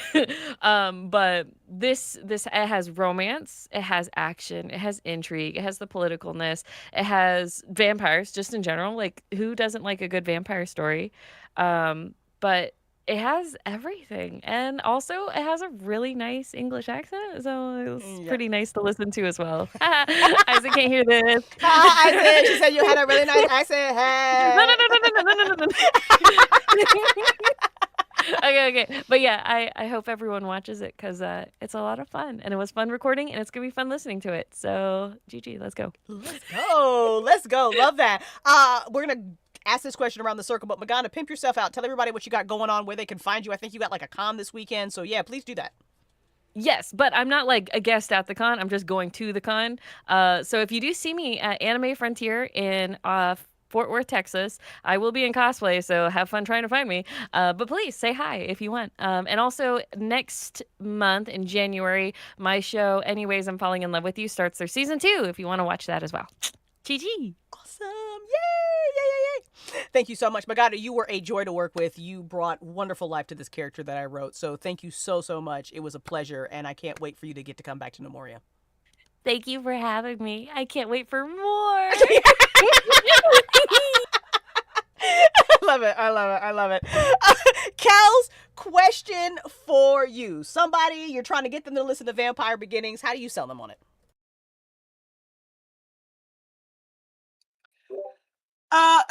Beside there being some really cool people in it, it's a very unique take on vampires that grounds it in a little more reality so that they don't seem so far away from, just being a regular person that it's believable that people can exist with them. Her going the whole beginning of her going over like all this stupid shit they said happens to us, it don't. Like we live like everything else. And so I love that concept of making them a little more grounded in reality and making them more believable that way, because nobody does that. They always straight to the crazy supernatural, nobody's better than them, sort of scenario. So that's what really drew me to this, is like, oh, this is cool. Like the humans might possibly be able to be equal to them somehow. And I mean, she's banging angels, so I want that prequel story. Like, why did that end? Story. Like, you was on Planet Nomoria, obviously with the best you ever had, and now you got Raegel. I need to know. I need to know what happened. So apparently, Maganda, you will be playing Alexa until you are 80. We just have you. I'm fine with that. I'm fine with that. I'm just banging everything in the universe. She's got a roster, one of every species. Gotta get through it. There is a 2,000 years of Alexa's history of story that we absolutely could explore one day. So yes, that is Angels, 8.5 out of 10. Raegel, 10. I love it. I love it. I love it. Like really cool lore questions. So I didn't just just now you mentioned it. Now I'm thinking about it. It's like, she's been to other planets. So how does she feel about like other ways of life where there are still humans around, but the dynamic is very different? So I wonder, like, how do you feel about that kind of thing? So I think Alexa, having been a conqueror and fucking off from Nomoria, because I think at some point she was also just bored. I really do. I think one of the reasons that Alexa is so well traveled is because she was bored, and she definitely has like that Aries moon where Alexa wants to fight. Alexa is a fighter. And there was only, there's not a whole lot of fighting to do on Nomoria. There's clans that mouth off, so she's like, fine, I'm gonna take your shit. But I think eventually that vampires weren't a challenge anymore, so I think that's one of the reasons why Alexa was in 2 other wars because she said one was actually to defend Nomoria, and the other 2 was just like, fuck it, I like fighting, I'm gonna go fight. And literally her, which is why she's got like allies in the galaxy. But yeah, I think that perspective of seeing how other people live, I think it absolutely helps why she believes some of the things she does and why she wants to make some of the changes that she does. And I think we hear some of that in episode 7 where she's addressing the council, and it's especially in the scene it's coming up when we get there on Saturday, where there's a point where she loses her temper, well deserved, fucking finally. But she talks about it. She talks about their status in the galaxy and what Nomoria may or may not have anymore in regards to like other planets. So there absolutely is like this galacto hierarchy, and Nomoria, we learn, isn't really looked highly upon anymore because of this power dynamic that's happening on their planet. And Alexa knows that because she's seen it. She's seen she does know what freedom looks like to other people, but like you said, babe, I think it's hard for her to like fully grasp because she's in a place of power and privilege. So she has an idea of it, but it's going to be hard, and it's going to be a journey for her to kind of ground it into what does this look like in practice versus what I saw when I went somewhere else. And I think conversations with Lilith absolutely helped shape Alexa, and I think that would be a very fun prequel story, because if anybody who is hanging around with Tales know, our angel lore is angels were a very warlike species who enslaved people and then got enlightened. And I think Alexa would have found a lot of understanding and camaraderie there. And Lilith is one of these just amazing beings that would have taught Alexa a lot, and is who gave Alexa her scar. Alexa ran her mouth, challenged somebody to a fight, and lost. And now wears that scar because of it, and she wears it proudly. I was about to say, surprise, surprise. Like, he ran her mouth. Alexa said 1v1 me right now, and Lilith said bet. So there we go. There we go. Kels, do you have anything going on that we need to talk about that you want to promote? Like, what's up with you? I am currently writing the rough draft to a rom-com that is set during a zombie apocalypse. So hopefully, if I get my shit together, I will have that released sometime at the end of next year. I am currently helping write and produce an audio drama with Gerald about a story that he came up with a long time ago that is very personal to us. It is going to be a supernatural Western type story that does deal with angels and things like that. So that first episode is may or may not come out real soon. So we can keep an eye out online for his posts and stuff like that. I don't know, Crystal might ask me in 3 days to be in something, and then I'll have that going. I don't. Valid. We're Dragon Age is going on next year, and you're absolutely got to be in that. So yeah, definitely. Fantastic. All right, babe. Last question to you. Same. How do you sell your amazing work in Vampire Beginnings? It's going to be short and sweet and just say, sci-fi vampires and curmudgeon to lovers.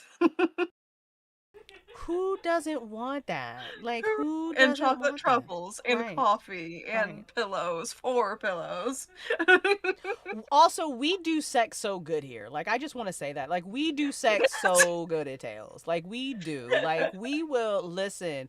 We will fuck the shit out of your ears, okay? We do sex great at Tales. Don't fucking at me, bro, okay? It's consent. You are warned ahead of time, and once you start listening, CTO agrees.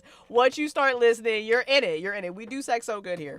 I just keep getting better at sex scenes. Like, I'm so excited for you guys to hear the sex scene in episode 7. It's so good. Kels knows. She got to listen to it. It's pretty good, right, Kels? Is it pretty good? It's pretty good, right? Yeah, I'm just like, wow, I felt like I walked past the door and now I can't leave because there it is. Oh, now you're blushing. So, I mean, yeah, the good parts about it is that it's realistic. It's not super dramatic and super stupid and super cliche. It's just like, okay, we're right two people that are real, do what they're gonna do in a realistic manner, and so that's what makes it great. Is because again, it's relatable. Like, oh, let me call him. That makes me think back to that one time. So I mean, yeah, it is what it is.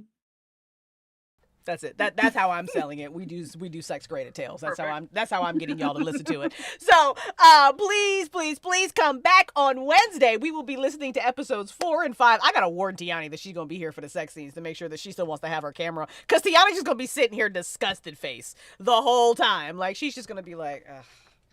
This bitch can't believe my best friend is fucking this fucking human. Like I can't even do like Boise's disgusted sounds like justice. But I need to warn her. I'd be like, so Tiani, just so you know. But yes, we have episodes 4 and 5 on Wednesday. We will be joined by Tiani and another amazing panel of voice act. Kels, are you here Wednesday? I gotta look at my graphics. I don't remember. You here Wednesday? No, not Wednesday. No, I don't think you're here Wednesday. I think you're here Thursday. Hang on. Crystal's going to find the graphic, and I'll tell you exactly who is going to be here hanging out with us on Wednesday. I know where it is. It's here Wednesday. Shit, fuck. Where is the Wednesday graphic? Tara's gonna be here. Oh, that's gonna be a treat. Tara and Tiani are gonna be here on Wednesday, which is phenomenal. Hell yeah. Yes, Tiani plays the amazing voice of Boise, who delivered that amazing line, he, it's gonna eat him. You're gonna love that. And Boise is the bestest best friend in the world. And Tara is gonna be here, who has an equally amazing voice like Maganda does. Tara's role in Vampire Beginnings is that of a villain. And you don't hear Tara until episode 7. And my God, I can't wait for you to hear Tara. Oh my God. I cannot wait for you to hear these villains. They are so good. So that's who we've got on Wednesday. On Thursday, we have the incredible Torin, who was also in chat, who plays Mona. Another character I can't wait for you to meet, who would fight Alexa. Like, Mona would fight Alexa, hands down. I'm not sure who would win. Mona is unhinged as hell. I'm sorry. I don't know. I don't know who would win. I think you and Torin should talk about it, and y'all let me know who would win. So we will have Torin hosting on Thursday, and we will be joined by Kels again, which is lovely, and Hannah and I will be here. And then on Saturday is our finale. It's an hour-long episode.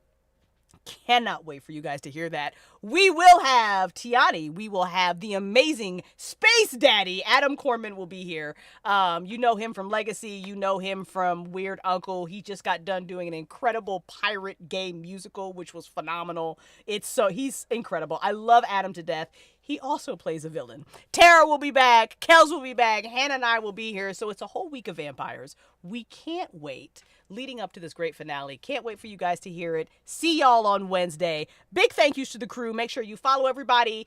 Go see Maganda. Like all of Maganda's stuff. Buy all of Kel's books. Get ready. Follow Gerald and Kelly Hill over on social media so you can get up to dates. And we will see you guys next time. I love y'all. Bye. Bye.